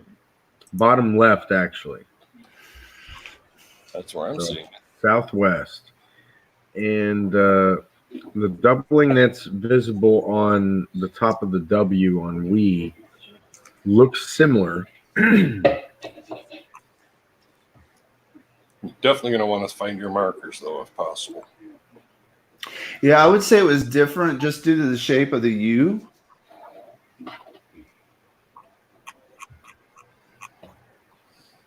Yeah. Wow, there's some strong notches on that U. Yeah. And the example on Variety Vista looks kind of soft, maybe slightly deteriorated. Mm-hmm.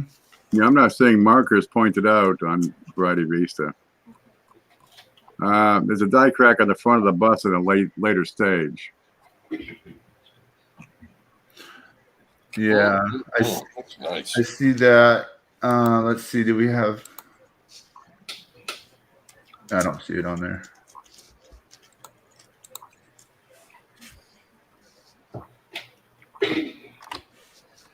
There you go. But in our database, we got how many?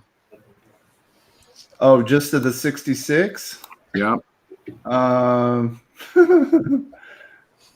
Many? Mini. Yeah. 49 varieties listed. I got 36. Yeah. Oh, I see. DDO. DDOs. Just DDOs. Yeah. Holy Lord. Yeah. 36. Value on these things is dependent on quality of the coin and extremeness of the doubling. Now, some of them are a little harder to find. They draw a greater premium. If they're listed in the Cherry Picker's Guide, they can draw a more substantial premium, especially because it gets a lot of hype, it gets a lot of promotion, and those are the cream of the crop, if you will. Gosh, so many of them. Which ones are worth it and which ones aren't? And are they worth it only because they're in the Cherry Picker's Guide?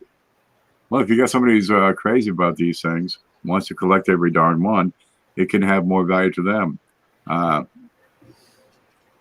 It's not an OFG. Nope. I'm good there. Hey, I gotta be honest. The way I do this is I eliminate and eliminate until I get my top couple, and then I keep eliminating until I have one. When you have this many, you look for ways to there'll be 7 or 8 with the eye and face doubling, and a lot of that is hub doubling. It's not the valuable kind of doubling. A lot of the ones, the neck, chin, lips, nostril, eye, sure. Koneka identifies a lot of different varieties and lists them, but Wexler is calling most of those the hub double. So, you've got to decide which source is right in this case and look it over and make your own mind up on this one. Oh, I miss you too, Cindelicious. She was making funnies about me. All right. The more minor double dies don't draw as much of a premium as those that are glorified, and they don't trade enough to establish a regular market trend. That's the next thing. Yeah, they're not attributed by the major third-party graders. And how do you establish a price on something that doesn't trade enough? Chris has got something. I just bought this one. It's a 1974D. It's uncirculated. I know my webcam sucks. But it's a strong double die, very similar to that 66. I paid $11 shipped right to my door for it. So awesome. You're in the market $10 to $20, I think, for something like that in uncirculated condition. That would be my guess. I'd have to agree with that. I'd probably pay $15-20 for that variety if I had seen it. There you go. All right, let's see. Well, I've got one ready. Okay, let me see if I can do this. I got to go here. Then I got to pull up the screen. Yeah. Then I got to do this button. That's from Adam Chambers. He says, I sent 100 nickels in for bulk submission. This is how they came back to me with 2 of the coins mislabeled. Mislabeled? Oh, gosh. This has been happening more and more often. The value of the 45D full steps isn't anywhere compared to the 45P full steps. Someone said to leave it in the slabs like this. What do you guys think? Okay, what do you got? He's got a P. Give me a P. It says 1958D. Boo. You had one job, buddy. 1958D. What's the date on that? That kind of looks like 1938. Okay, I'm not sure how many different. Well, we got the D right. That's 58. Okay, let's see. So that's what's wrong with that one then, right? That one says 58 and it should be 38. Or I'm seeing on this one. I got a couple of different coins here. 1958D and 1938 showing. That's a heck of a oops. You had one job. That's a 3-8. Yeah, buddy. That's a 3-8. Some people collect these slabbing errors. Okay, 45D, MS66, 5 full steps. So this one's actually the P, I think, Got right? the date right. Yep. But we're looking at a P. Philly. Okay. And they called it a what? I done lost it. 45D is what they got listed. Good Lord. 45p showing. Did he get the pictures? I mean, because if he got the pictures at the same time he got it slabbed, he could probably send somebody an email and say, "Look, see." Yeah. Hey, man. They should re-slab it for free. All right. Yeah. Because that's their mistake. Now they've got a guarantee on their products. NGC, PCGS, they've got a guarantee, and they've got several options that they can choose from. They can refund your money and take the coin. They can just refund your money. They can re-slab it. They can send you the difference in the value based on their published values. But there are actually people who collect these slabs, because you got a heck of a one with that with the 38 with the 58 showing. That's a neat one, dude. 43D that was slabbed in S. Well, and there's definitely reasons why NGC and PCGS and Annex are the top companies, is because they offer things, and when they know that when they do something wrong, they expect to take care of you. So I would take it up with them. So here's my question. Okay, they got the date wrong. Did they just have a typographical error, or were they grading multiple coins at one time and they actually mixed up the label and the coin? Do you know what I'm saying? Yeah, putting the wrong coin in the wrong holder is less likely than just a typo. Yeah, because the reason I asked that question is, 58D MS66 versus a 58D MS67 or a 38D MS66. I mean, there are price differences there. So what is, honestly, I would send them back in. I don't think you're going to get any more premium out of it having a wrong label. I think you're better off sending it back in, because I just think it's the right thing to do.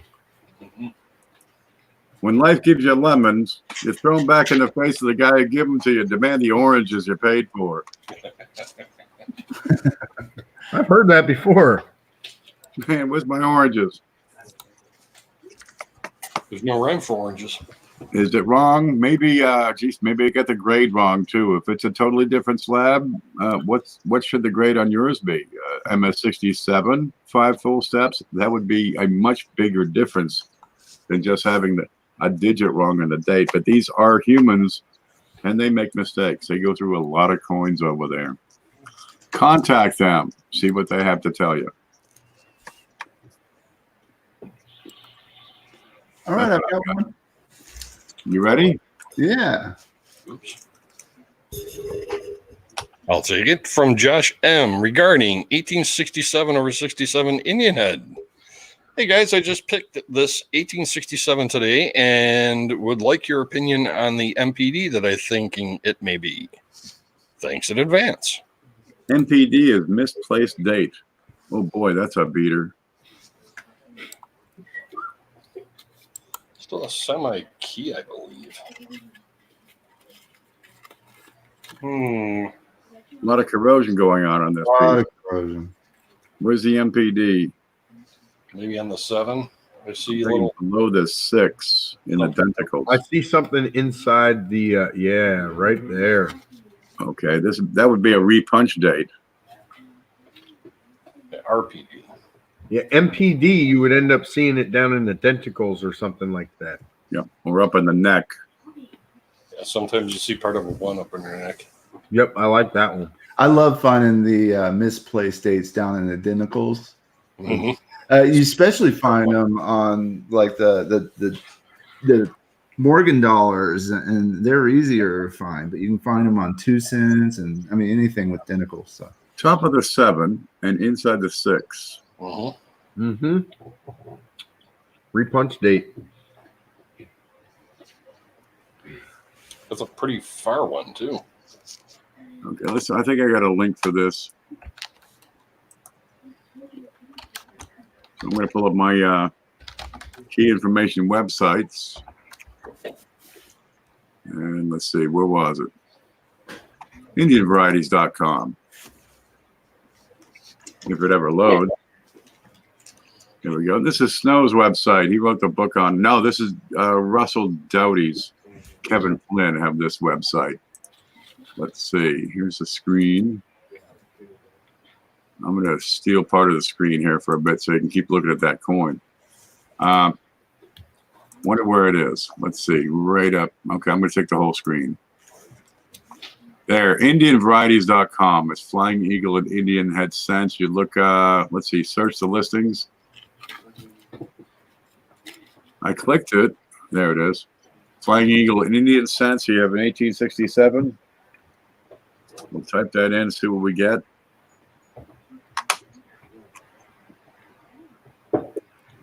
Okay, 1867. Cud. Double die reverse.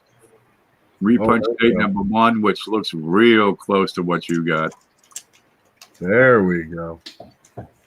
And compare what you have to what they show. Now, yours is terrifically corroded, but let's look above that 7. Inside the 6. Have we got the marks above the 6? No. It might be too. In fact, it looks more like a die crack in the 6, but all right. Well, we got that all that corrosion, so that's gonna be tough. Yeah, there's link to this particular page, and we'll get back to Mantic's picture. That's pretty ginormous. The 7 seems pretty similar. The inside of the 6 looks right. I don't Above think the there's any 6, mistake in that one. quite possibly, but we got all that corrosion. how's the shape on this? What we do have. Above the 7 is beautiful, and inside the 6 is right. Yeah, that's a match. I'd say it's a match, but boy, that's a lot of corrosion. That's what's skewing it up. Are there any other markers? I know markers might be hard on this coin, but Above the 6 is the big one we're trying to match up. I don't see anything on the 1 and 8.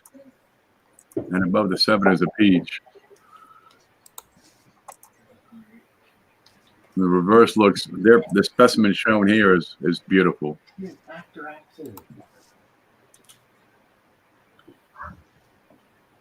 Ant seems to think it's still about 100 retail, give or take.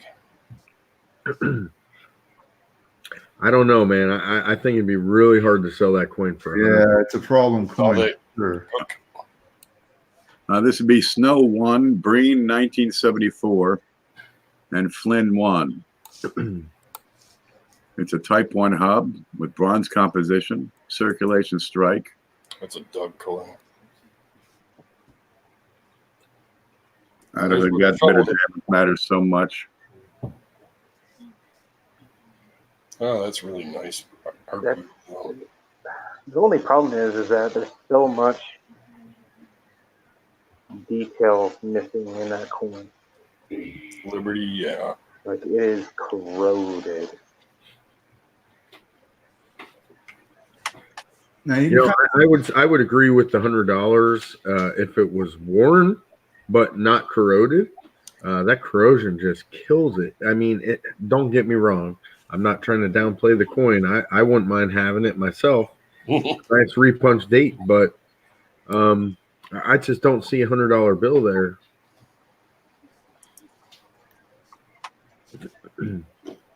That looks like road tar or something. There's some doo-doo on the coin. Yeah.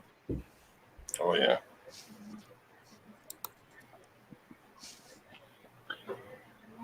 I mean, that's still a killer find. And the good thing is it's such a drastic variety that even in corrosion state, you can still find it.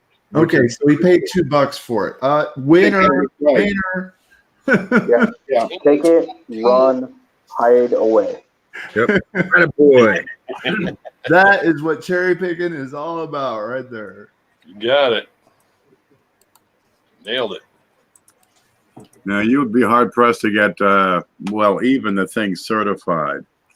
But I'm going to look over and see how many we got on PCGS that have been certified with that particular variety.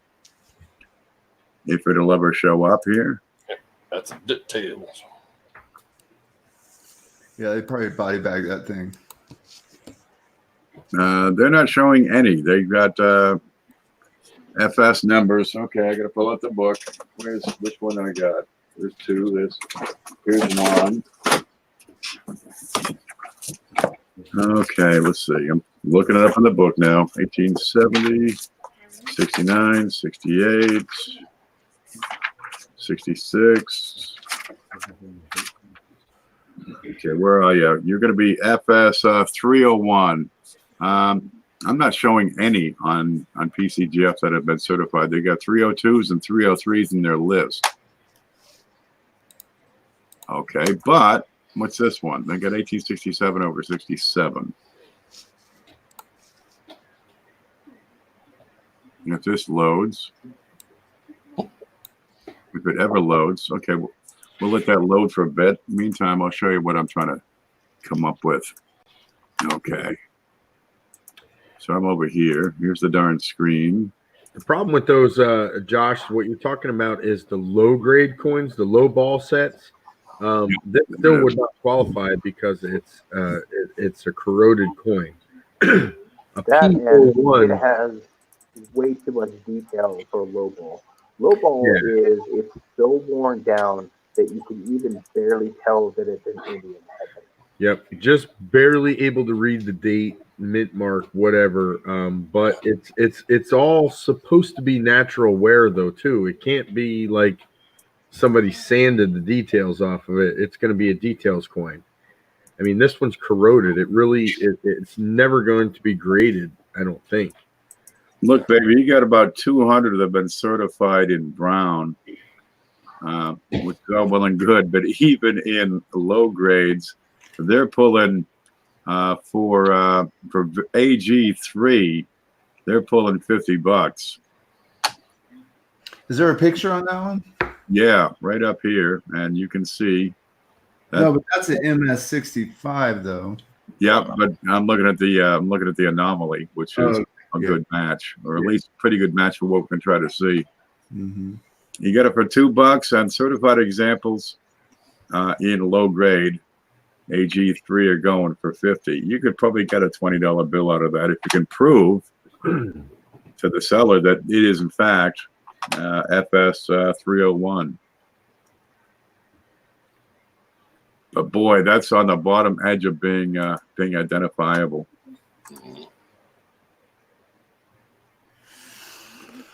Cool. Okay, Chair Picker's Guide right there, FS 301. They got pictures and stuff. I like to just look at the pictures. Oh yeah, all day long. Just have it on your phone. Set it next to you at work. Just scroll through the beautiful pictures. Yep. I'm sorry it's a beater, but it's probably good for more than $2. Mm-hmm. Mm-hmm. Okay. Well, that was a nice one. Thanks for sharing. Definitely. Nice variety. From Shannon McCord, a 1983 Lincoln said, I know there are some double dies for the year, but I can't find it. The U looks to have some separation going on, but much else on the rest of but not much else on the rest of the letters. Is this a double die? Thank you for your time. Okay, well, I extracted some pictures and they're not 1982. She's talking about an 83, is that right? 83. Okay, hold on. Look at this 1970 S she sent. It's a peach. But yeah, let me go back to the well and see if I just somehow screwed up getting the right pictures or not. No, she sent 1970 S in her 83. Oopsie. And that one doesn't have pictures. And that one's a 70S. So yeah, this one's not going to be a 1983. Are you trying to confuse me? Yeah, right. We're not able to match the coin photos with the question. Yeah. Try again. So Yes. she wants to know if there's separation on these, and we'll look. That looks like an 83 reverse there. Yeah, I agree with you, Frank. And I've seen these before, and I'm always blaming it on deterioration. Plus, you've got plating issues and just. Man, my advice would be put the 83s away for a little while. They are really tough to determine, especially if you have any wear on them at all. Oh. Yeah, 82 and 83 was a rough year for coins. The details are mushy at best, and then you, as Frank said, you got, they started doing the plating, and they didn't quite have it right, I don't think, at that time. So there was a lot of issues with plating blisters and, gas bubbles, zinc rot, whatever. But honestly, that's probably just a normal design, and it just looks odd because it's an 83. Oh, sorry, Shannon. Okay. He is a gentleman, Shannon. Our bad. Sorry. Yeah, I think just eyewear and yeah, but keep it up. I would just say that there are other years that have like Ken and I talk about this all the time. Like there are master die doubling and hub doubling coins that are very plentiful. They're still doubling. But it might help you to be able to find something to look at, to be able to tell the difference between, let's say, die wear or mechanical doubling and real and valuable doubling. All right, let me grab the next one. Ready here. Thank you for submitting the question and picture, though. It's awesome. What's odd about that coin is there's no die crack at the bottom of the memorial. That is odd. It's hard to find an 83 without die cracks all over the darn thing. Okay, I've got one ready.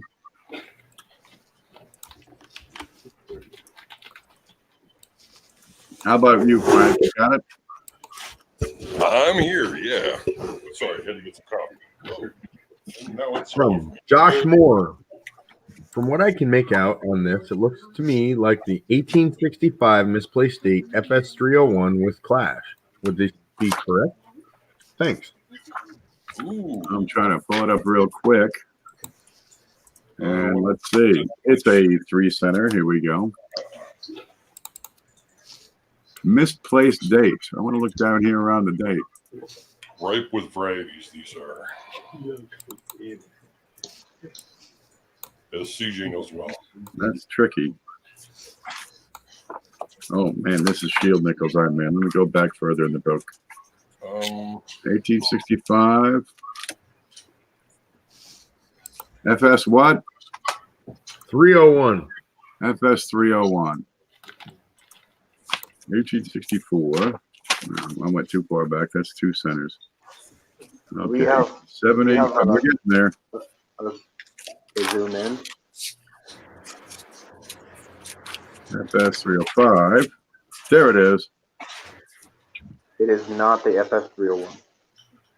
I'm going to have to concur with that. I want to look inside the 5 in particular, and I want to see a 5 down here. The placement of the date on that one is not even close to being a 301. Yeah. The 301 is much closer to the bottom. I'm going to give you a shot real quick of the listing in the Cherry Picker's Guide. Oh gosh, I'm losing the camera. Stop. All right. Here's the listing in the book, and you're going to see down below the 5 in the denticles, you got the top of the 5 sticking out, and there's a little bit inside the 5. But the key indicator is going to be in between the 6 and the 5, down by the denticles, is the top of another 5. That's the misplaced date. But, Wow. You know what you have. He died. Okay. Pull the That was picture. Technical difficulties. Please stand by. I'm going to turn this over to somebody else real quick. Oh, my goodness. Jay, do you have the pictures up? I lost the sound. Can you hear me now? Yeah. Okay. 52 Well, there's a tragedy. Good. You remember all those nickels that were over here a minute ago? Yeah, they're gone. They gone. They're not. They're gone. Okay. All right, let's get back here and finish this fellow's stuff here. There we Sorry go. for laughing. Yeah. Oh, my life is ruined. Okay, on your piece, you don't have that bit down by the denticles. Who's If I got the wouldn't picture? have heard the coins crash all over the place, it wouldn't. They're in the vents now. Good stuff. I'll never get them out of the vets. Shucks. I knew that would happen. That's why I stacked them up 7 layers high. Who's got the picture? I've got Sorry the to laugh at your misfortune. Yeah, somebody said something. Oh, JC Will. I want to see the denticles right below the 8. Here, do you want me to grab them? Sorry, Ken. Here we go. Here's the denticles right below the 8. Oh, And it looks like I can't quite tell what that is. We're starting to lose resolution if we go further in. Oh, we still see your black sheets. Here's the desktop. Oh, for Christ's sakes. Screen. Where the hell did it go? There. Okay. We're going to lose resolution. We can see this. So, can I point out a key point on this one? So a key point is that you can find, like, NGC has listings as far as the NPDs. The very first picture that NGC has for the FS301, the date is much higher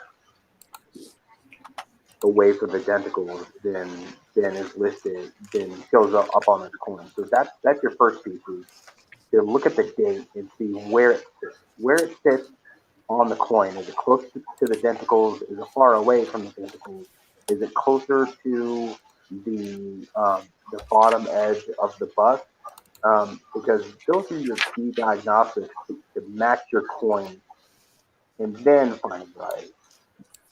There you go. That's a key diagnostic. They used to punch the dates in to the die, much like they punched the mint mark in, for decades. They punched the date in. So the die had no date, and it could be high, it could be low. So I'm going to take it from this shot over to home so we can compare the height of the date above the denticles here. Big difference there. And back to the screen. Much higher up over there. So no way this could possibly be the FS301.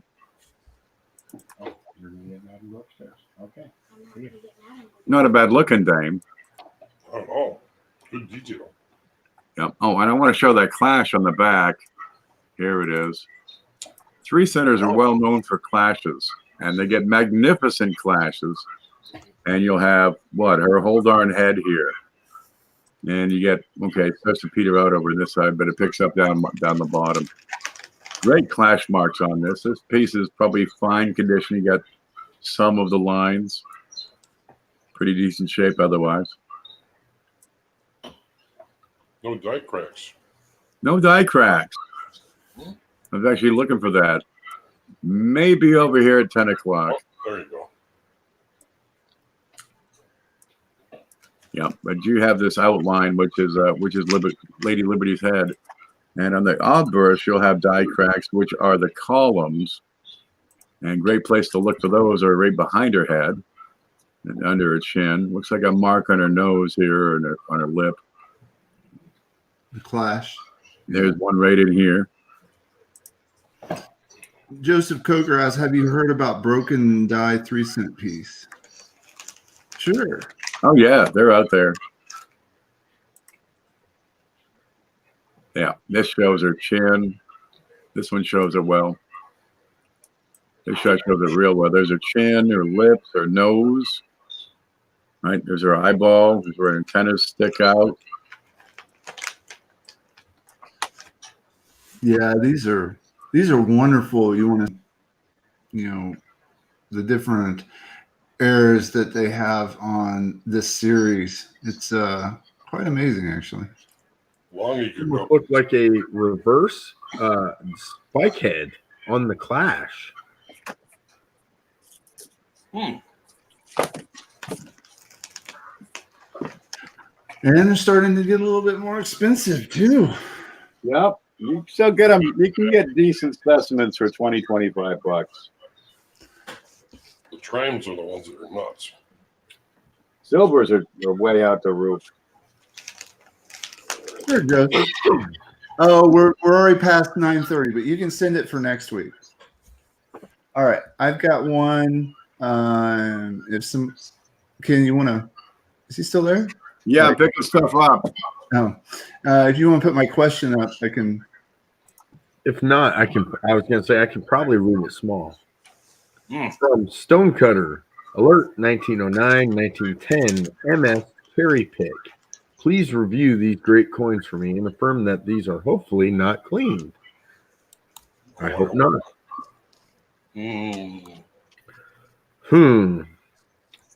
Well, that's a tough call. I'd say it's an old cleaning. Yeah, I found an Indian penny on the floor while I was getting these. Woo-hoo. That one looks okay.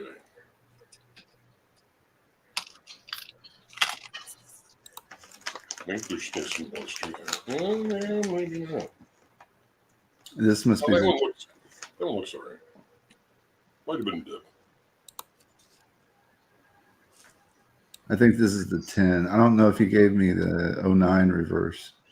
Oh, gotcha. Ooh, some verdigris. Yeah, I see that.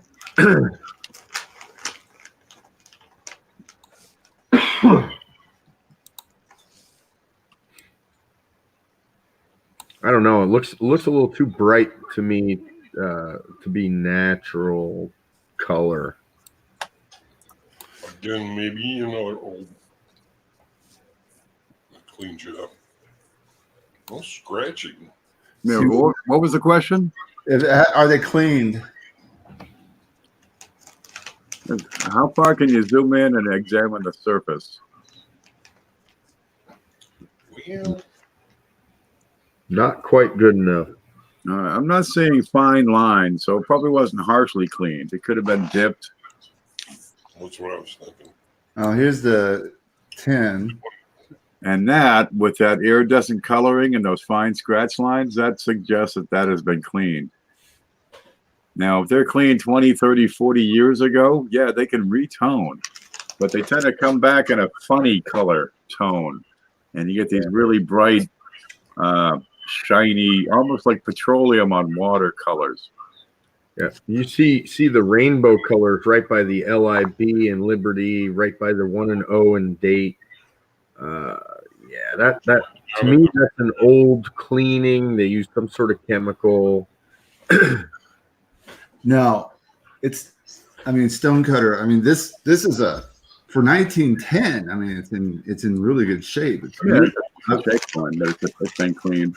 But it's been cleaned. Yeah. So it's not going to have the value that a similar coin that's not clean at this grade would have. It'd be a $5 coin if it hadn't been cleaned.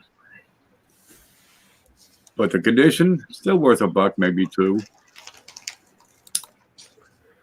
Yeah, I mean, it's not the end of the world, Stonecutter, unless you paid an exorbitant price for it. But this one here, I don't like the color. It just seems too bright.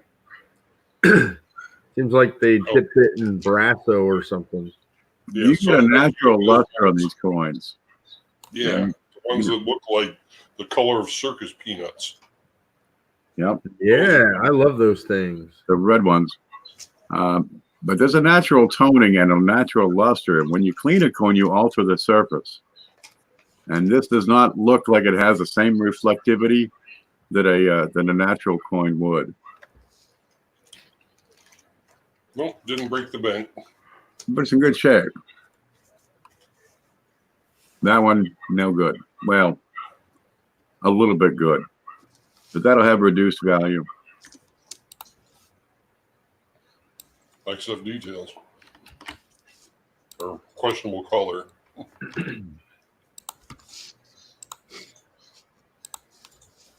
Paid like $1 for it. Well, good. You know what? I think you still did good then. I think you did all right. Oh, yeah. We lose CJ? Uh-oh. We probably got to get to work. Oh, yeah. Well, CJ, if you're listening, thanks for stopping in.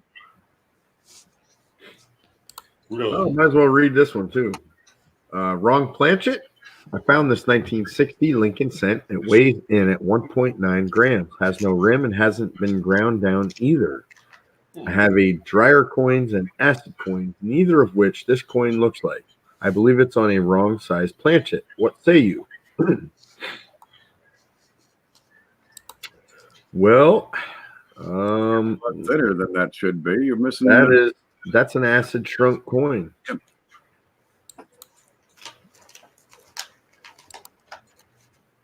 Yeah, that's consistent with an acid shrunk coin. It's like a bar of soap. It wears out the entire surface in all dimensions.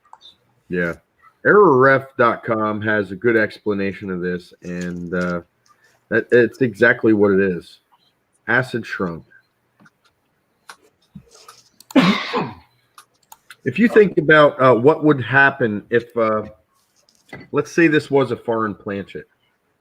The diameter is smaller and the thickness is smaller. The chances of that foreign planchet that is smaller in both diameter and thickness being completely centered in the striking chamber, and then you get full details on both obverse and reverse, even though it's a thinner planchet. The chances of that happening are virtually impossible. Well, if you have a thinner planchet that's a foreign coin and it's in the striking chamber for a Lincoln cent, it should expand to the diameter of the Lincoln cent. So put that on top of another penny and see if it's the same diameter. That'll be a first test. And I just posted the link to the to Errorref's article on acid shrunk coins. Yeah.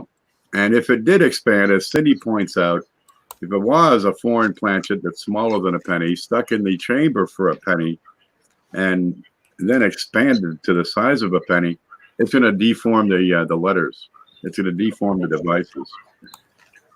This is consistent with an acid shrunk coin.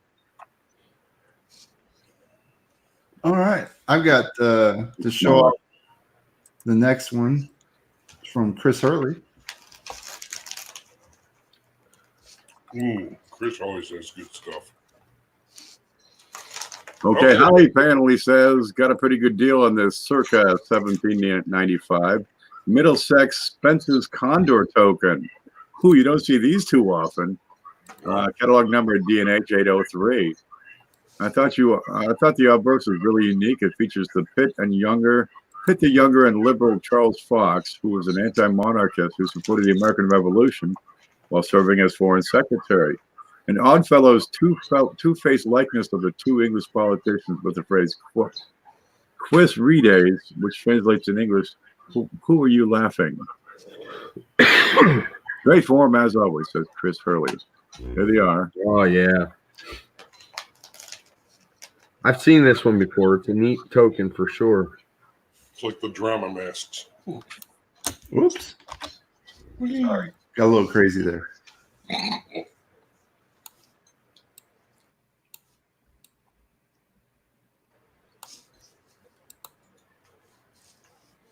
I like the reverse too. Pretty good shape. Interesting. Almost like a filled dye there. Hey, Frank, you have your anonymous filter on or something? By who? No. I'm sure you don't want this. I just have an extremely low voice. Why? Thanks for noticing. Yeah, that's a cool token. I think I know this guy. I've seen it back in college when I was experimenting with things I shouldn't have been experimented with.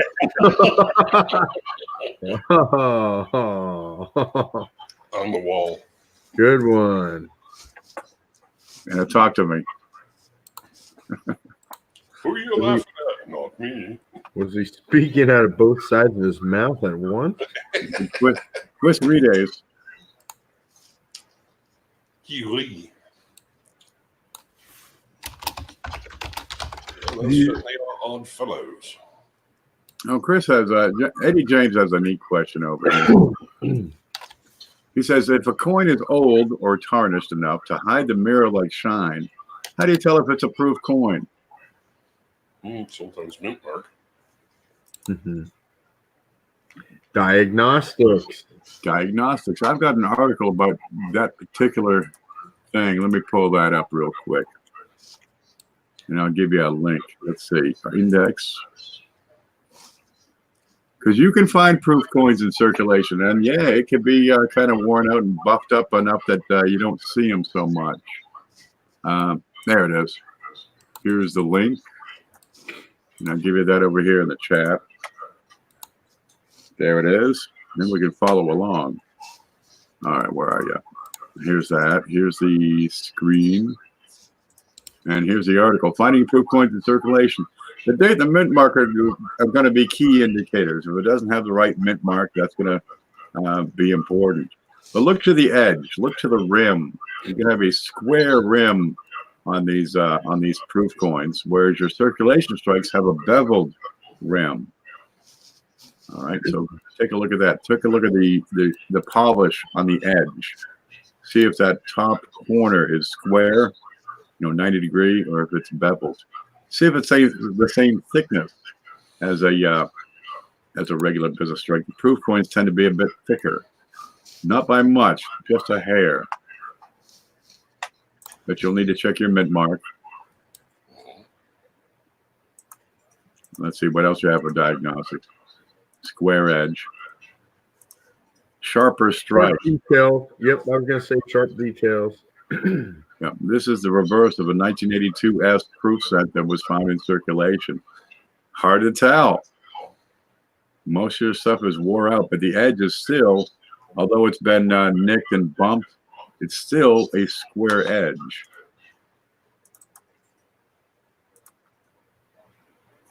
So, 83 like that. just to explain the diagnostics to go through. The mint mark For that one, only all of the estimates were proofs. So that's the easy way to tell for that year. Yeah, after 1974, all the estimates are proof.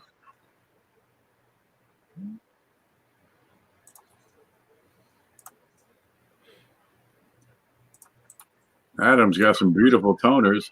Just showing off some toners he got back from grading.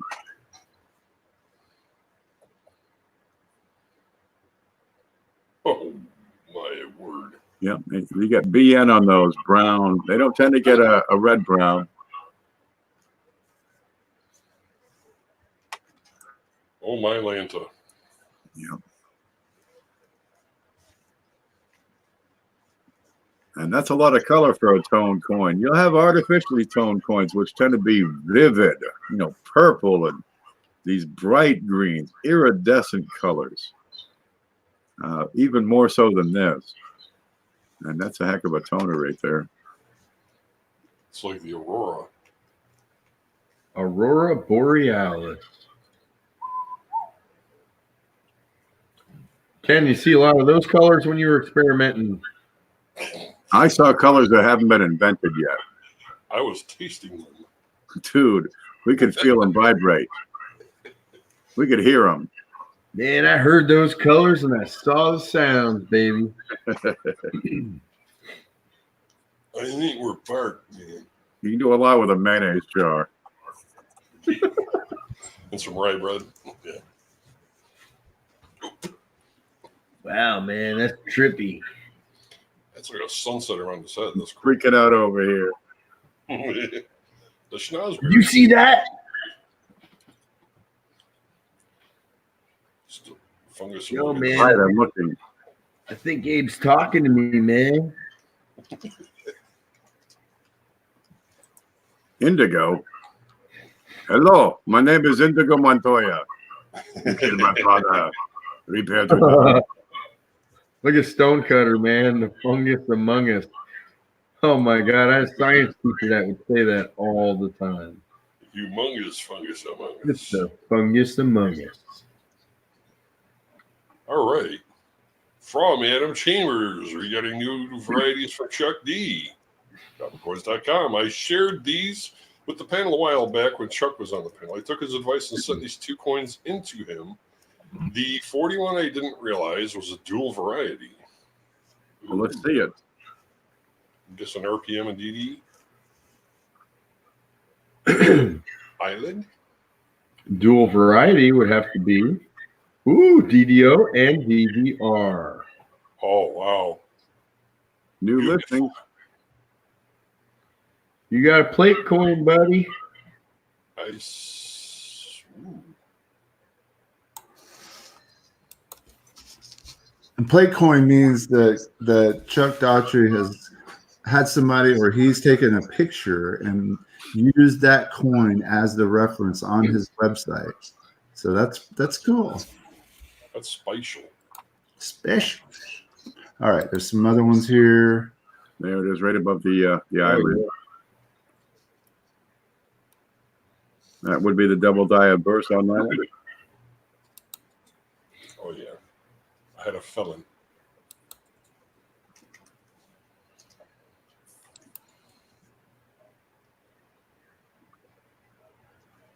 Oh, that's lovely.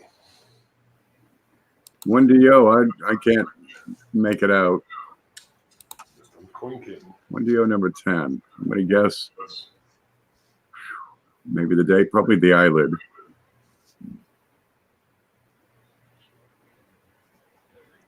Top of the T.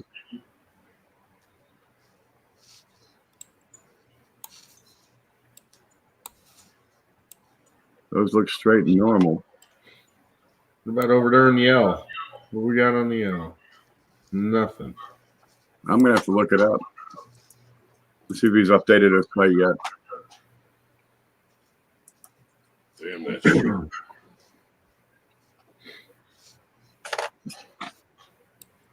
That's a Philly? Yep. Jeez. Number 10? It's on the bottom of Liberty. He's not updated that yet. He goes up to 9 right now. Give him time. He'll get to it. He said the bottom of Liberty. Oh, okay. I'm starting to see it. Look at that funky T.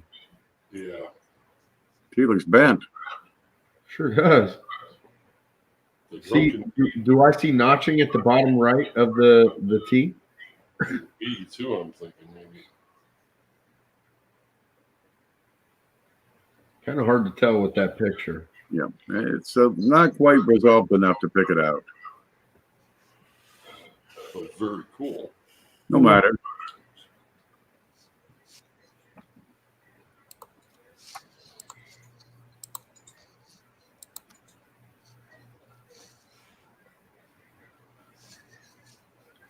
That's a nice early. Cindy likes a fellow with a nice signature. Mine looks like a doctor or a sports figure or something. Okay, we only have a few left. Let's see. There's one from Stonecutter. I'm loading that one up right now. Okay. I'll try to get the one after that. The 55 or... Okay, he's got 2 55. I'll get a taxi man. Okay, good.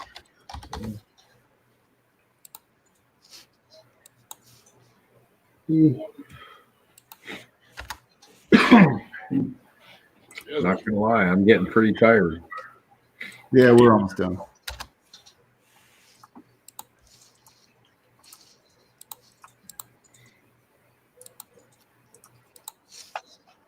All right.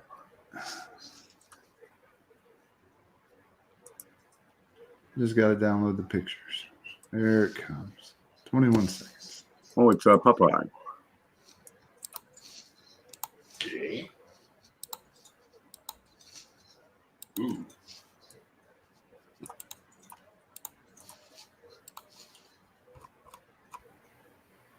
Got the picture. Brown Stonecutter, 1955 S Laser. Sir, I was a lucky winning bidder at one of CopperCoin's auctions for this fabulous 55S Choice Gem MS Blazer. What makes a coin turn these colors? They didn't make it 55, did they? Sorry. Well, was it in a roll reveal? That would be my first question. That looks like it's on fire, man. That looks like the wildfires in Australia. Yeah, like a heat map of Australia. Yeah. Too soon? Definitely a really cool looking one.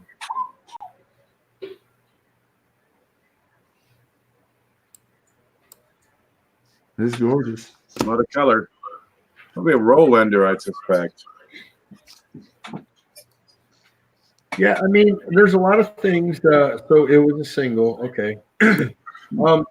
It was exposed to something at some point in time, whether it was the chemical in the air or whatever. They used leaded gas back then. Leaded gas. I like that. You name it. They heat it with coal. Come on. Yep, temperature changes, humidity, chemicals, you name it. Any one of the above or any combination will cause that. Sulfur's a big one. They live next door to a DuPont factory. Any kind of Ooh. sulfites. Yeah. And if you live near the coast or anything like that, sometimes sea air with the salt in it will do that too.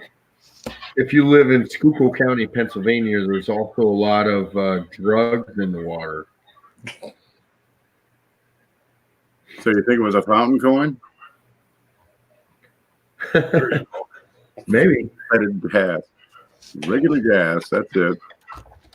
72 octane.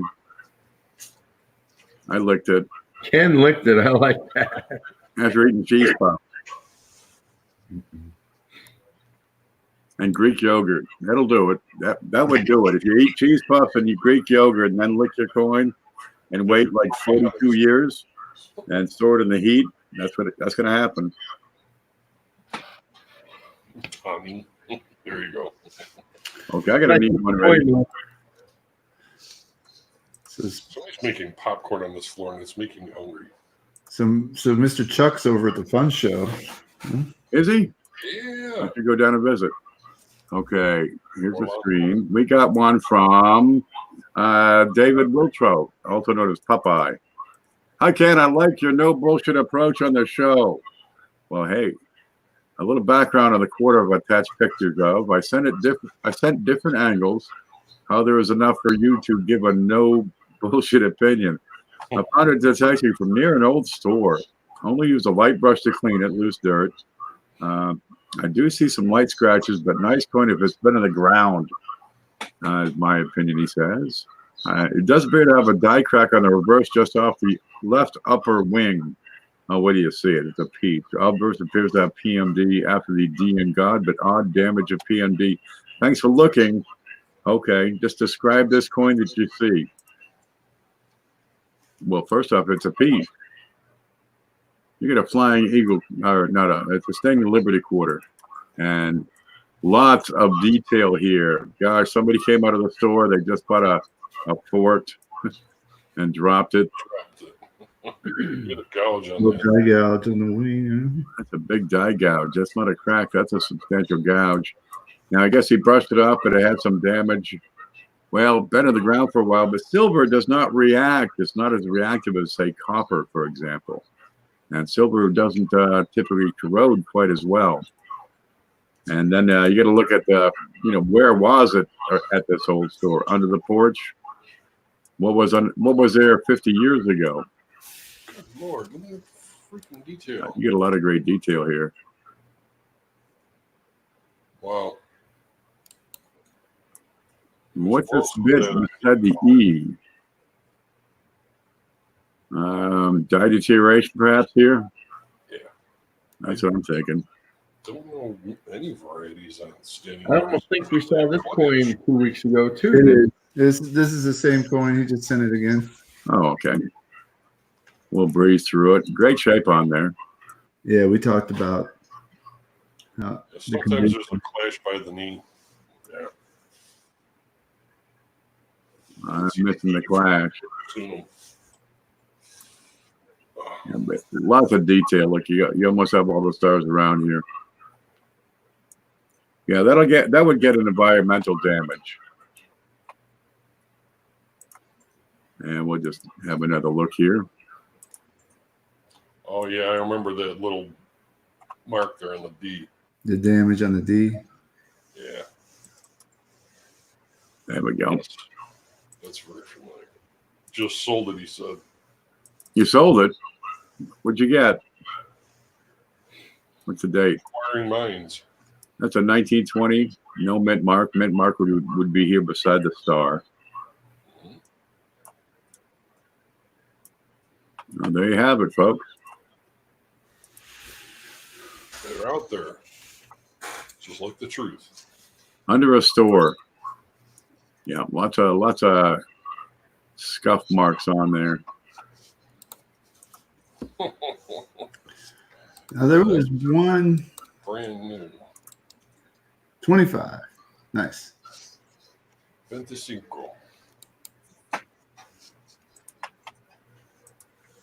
Now I do want to post this. I skipped it earlier, but I didn't mean I meant to come back to it sooner. But let me grab it real quick. It's just a question. There's no coins, so it'll just take a second, and we'll be done.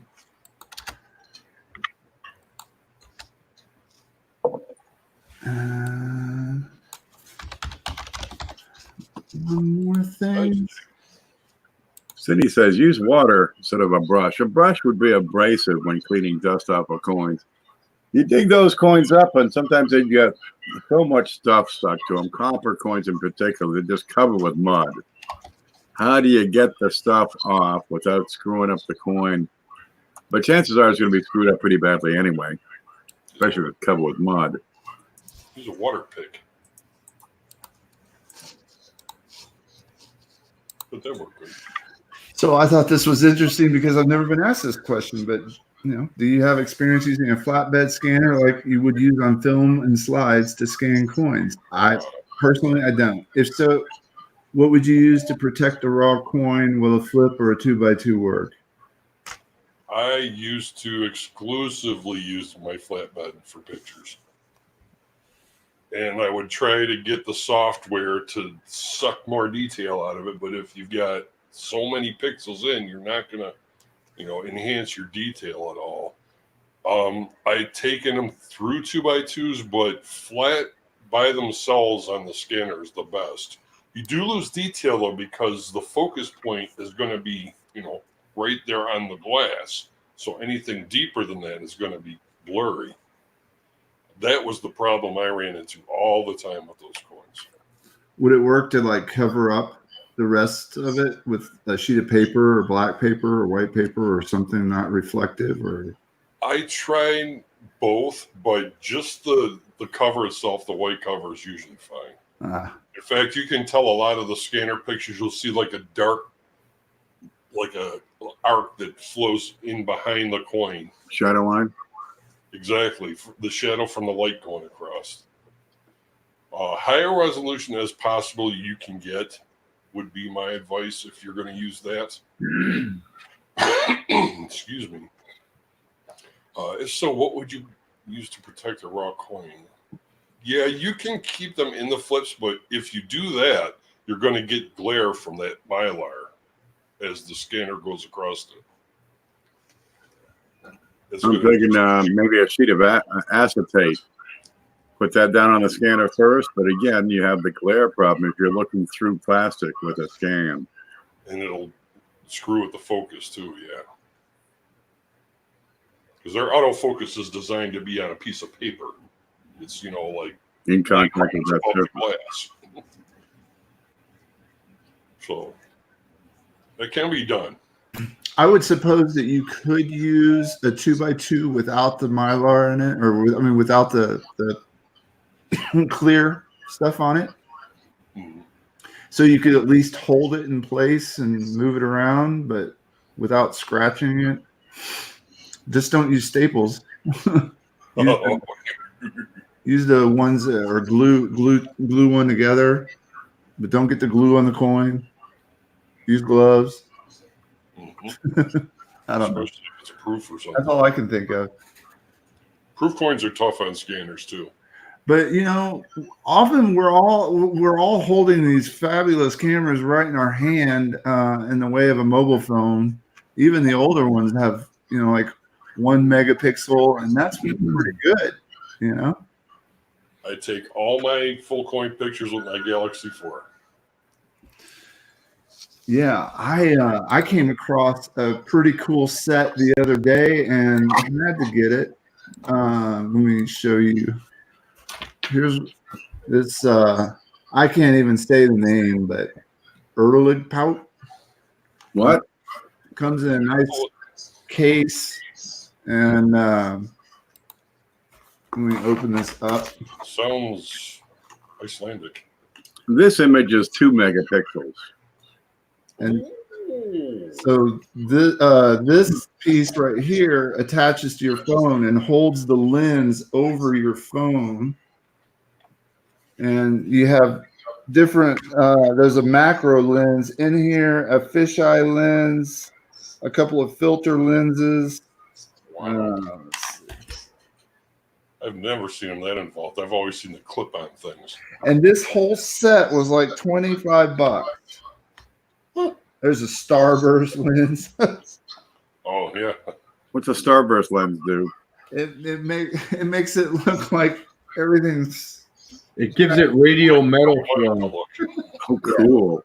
And so, like, here's a 20x macro lens, and you can just plop that right on your phone. So that's definitely an option for you. You don't have to get a fancy $1,000 microscope to take pictures of coins. You do it for if you've already spent a couple $100 on your phone, just add this. Do a little add-on. Check it out. There are different apps you can get for the camera for the phone. There are. You might try that. I had a phone and the camera crapped out, and I don't understand how I can't dial on the darn thing. My nephew says, "Oh, I can fix that." He takes a thing, he goes like this, does some freaking voodoo to it, and he says, "Now take a picture." And dude, it worked. I don't know what he did or how he did it, Bruta, zoot. but he did. A cheaper version of what Shay has. Same idea, but this is available at a store called Five Below, and I think it was $5. There you go. $5. $5, and it's a 3-in-1 kit. Man, I can't afford not to get that. I don't even know how to use my phone. I want to see King go into Five Below. You want to what? Isn't that a clothing store? No, Five Below is similar to the Dollar Tree, except for that they have better stuff because it goes up to $5.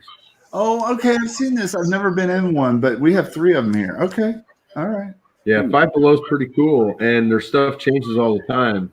And my favorite part, they have this big, huge candy section, and they sell a lot of stuff that has Bob Ross all over it. Yeah. The colorful candy.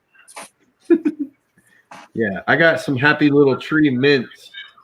Jesus. I hand them out at work, and then I tell people just don't get a drug test anytime soon. And then I walk away.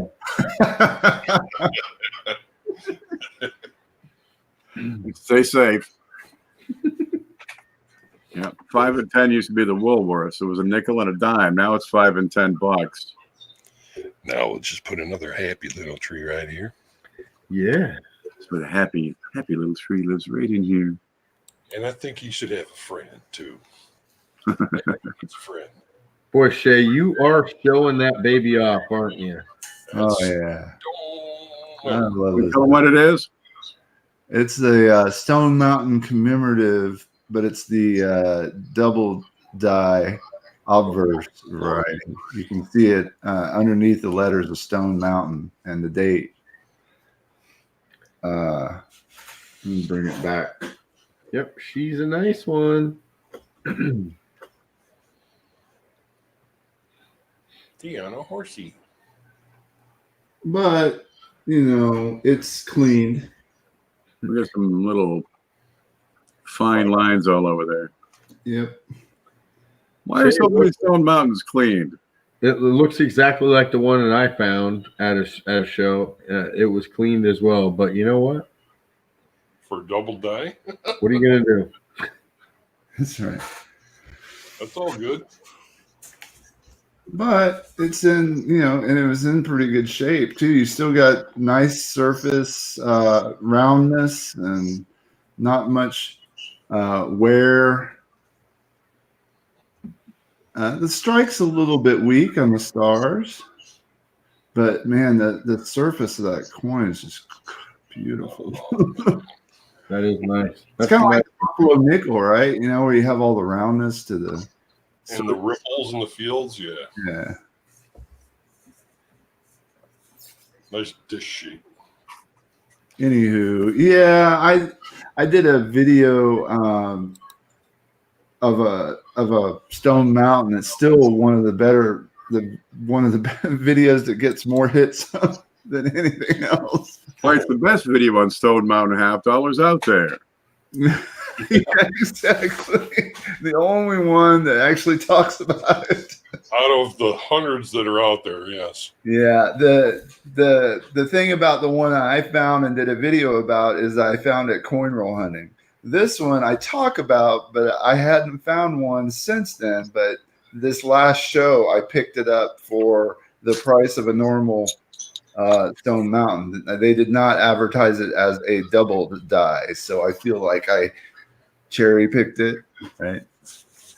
I certainly didn't pay the price that you would pay for double die Stone Mountain. But then again, it's also a little clean. What you got? My cherry pick of the week is a repunch date on a 1907.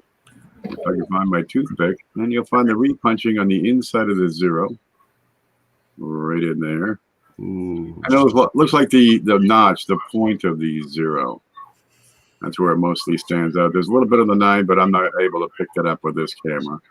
Just inside the lower loop of the 9. If I get the light Fine there. blocked, maybe you can just start to see a kind of a shadow inside that 9. That's all. I had written down the snow number, but well, I don't know where I lost a piece of paper. Bet you that's down in the vent. Womp womp. That's where this coin was. I was so excited. I found it. I have more to find too, it turns out. He spotted some other ones while you were down there. Oh, yeah. Well, yeah. Check the shoe. Is that a Morgan? Working. This stuff down there. I don't know how it gets there, really. Is that a manhole cover? I'm pretty certain the stuff that's underneath the desk is probably better than what I have on top of my desk. Yeah, all we need is Bill 457 in here. I'll give you 100 for what's on the floor. Yeah. I'm gonna bid the floor. Over the I got a table over in the other room here where I sort pennies, and there's $100 under there just in face value. It's starting to mound up. Over by the duct, it slopes off. I got a talus going on there. 34 degrees. Ooh. Any more coins land, they slide automatically. BI on all.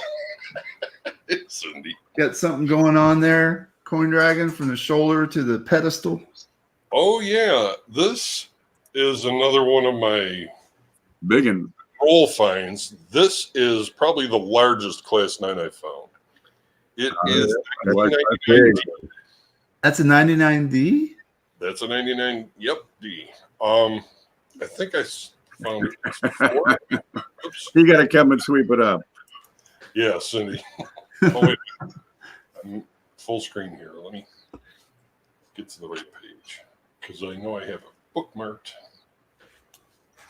Yeah, there's only a couple reverses for that. There's actually a really nice class 2 that I didn't know about because I rarely look for these. But yeah, it's number 3 in Wexler's listing. That's probably the biggest one I've ever seen. Yes, definitely. Without being like the 94 or the 91. There are some big ones in 2004. Yes, they have big ones too. Yeah. Out of the 147 varieties available to look at. Now, these little extra metal, extra columns, 2004, 5, and 6. They're probably the easiest to find. They're plentiful. You'll find them probably in every box of pennies you go through. Very good practice. And yeah, it's an entry. You want to get in. You want to get involved in die varieties. That's one to look for because I consider it an entry into die variety identifying. Yep. Match up the markers. Once you find it, you got to figure out which one it's closest to, and then match up the markers and spot on for the markers too. try to grade it. See what you can do. Label it. Bloody light. Put it in flip. And when you start to identify them, you're at the level of detail that's going to help you find a whole lot more stuff. And the process that you form yourself, you can use on all other coins. That's right. It applies to everything. You know what the normal design looks like. And this one's different. Every coin gets struck by dice. Every die can have a problem. There you go. Well, look, it's 11:12. I'm pretty wore out. I got a lot of cleaning up to do over here. It is. Find my spare keys, too. I'm ready to start snoring. To say you got some thread for eyelids there. I've been getting up at like 4 a.m. every morning, going to bed at 11:30 at night. I'm getting like 4 hours of sleep a night. I'm done. Burning it both. Every man. Done. 2019, Chris. Right. I thought that was a pretty good show. We talked a lot. Look, if you've missed any part of the show, just watch it again. We went into little bits of everything on tips for new collectors. We talked about a possible guest from PCGS. So if you have questions that you would ask a representative for PCGS, be sure to send them. You can send them to checkmycoin@yahoo.com. You can send them into the Facebook group. Let's see. And you'll find that the Coin Q&A group on Facebook. Of course, the checkmycoin@yahoo.com is always a good spot. Or just send them directly to Chris.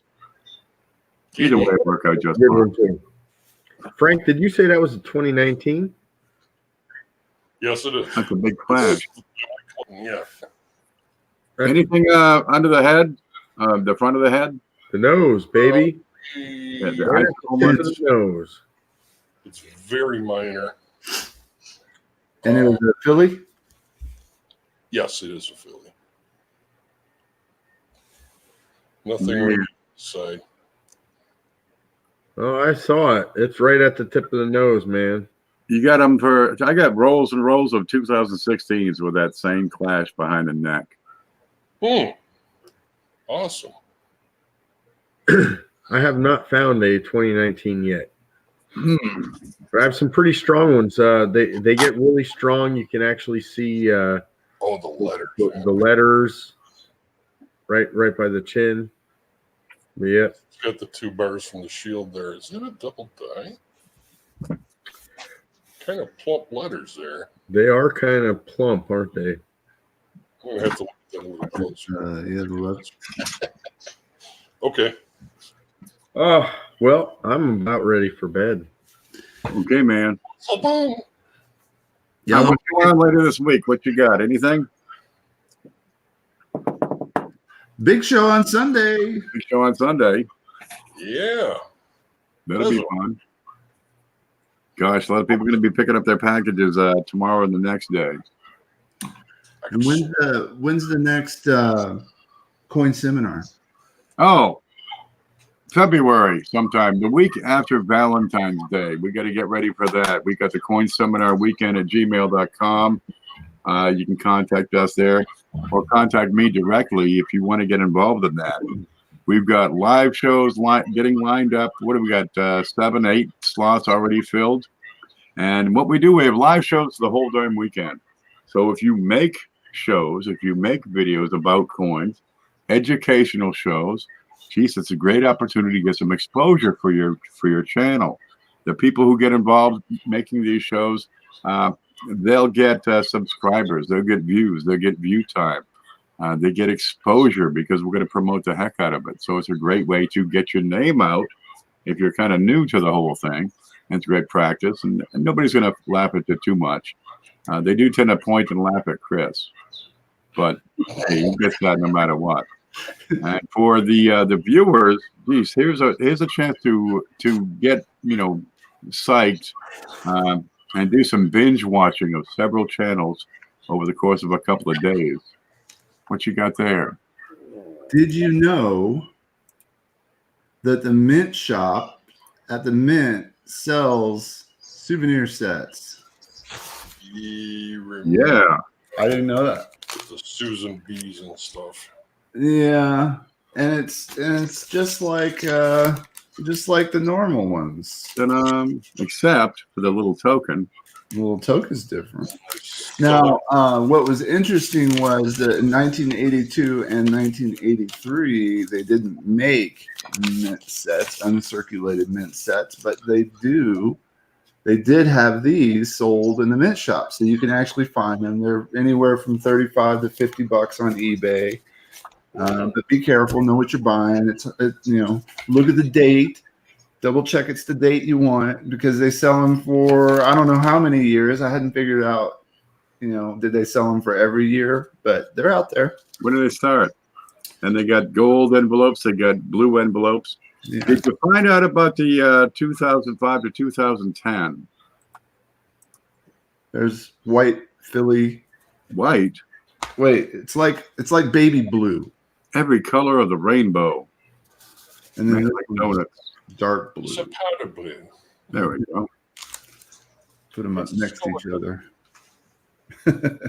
Yeah, I'd be interested in finding out if 2005 to 2010 souvenir mint sets were done in satin as the regular mint sets were done. Find out, yeah. Because the 2005 Westwood Journey nickel sets included satin nickels. They're expensive. So, well, there's one to figure out.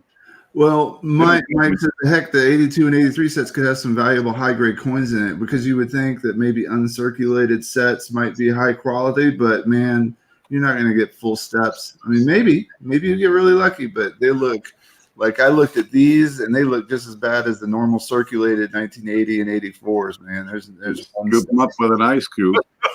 Pull them out of the house. Dump them in a bucket and say, use these. Put those in. Up for the day. Just because it says uncirculated doesn't mean it's a great strike and beautiful luster and no smacked or nothing. No smack marks on it. Yeah. Okay. Yep. All righty. What do you say we call it off, guys? Yeah. Next week, who's up? I am here. Coin Dragon was last week. I'm this week. Mantic next week. Sounds good. Okay. Oh, you're hosting. You're still working. Yeah, and I'm working on getting an auction together too. Oh, I got a bunch of silver. You feel like silver. Now, we usually announce who is going to be hosting the next show. Sometimes it'll change at the last minute. So get over to the Facebook and join that Q&A group so you can keep in touch of, where the show is going to be. As we go from channel to channel, each week. A new host every week. And we'll go from there. So, folks, I want to thank y'all for stopping in, sending all those juicy pictures and trying to stump us. Yep, thank you. I want to thank Chris and Coin Dragon and Mantic and CJ for coming on over and sharing their knowledge. Thank you for hosting. Yep. No problem at all. It's my turn. Thank you. It wasn't hard at all. Jeff Stanley says, thanks, panel. Much appreciated. Jeff Stanley will have some mail to open tomorrow. He'll be pretty excited with that, let me tell you. Make a video. Make a video. Upload it in the list. Bubblicious coins turn. Which one's Bubblicious? I think we should get Cindy though. So I think that's what he's saying. Yeah. What the heck do you have, Frank? Is that a microphone? Yes. Mr. Microphone works with coins too. Okay, guys. I'm going to call it there because it's time for me to go dip the raisins. You all stay. I don't even want to know what that means. I'm not sure either, but it's neat to say. They make something called a nut bra to keep that from happening. So A what? You kids and your stuff, man. I don't know what to tell you. I'm out of here, guys. Good night. Okay. good night.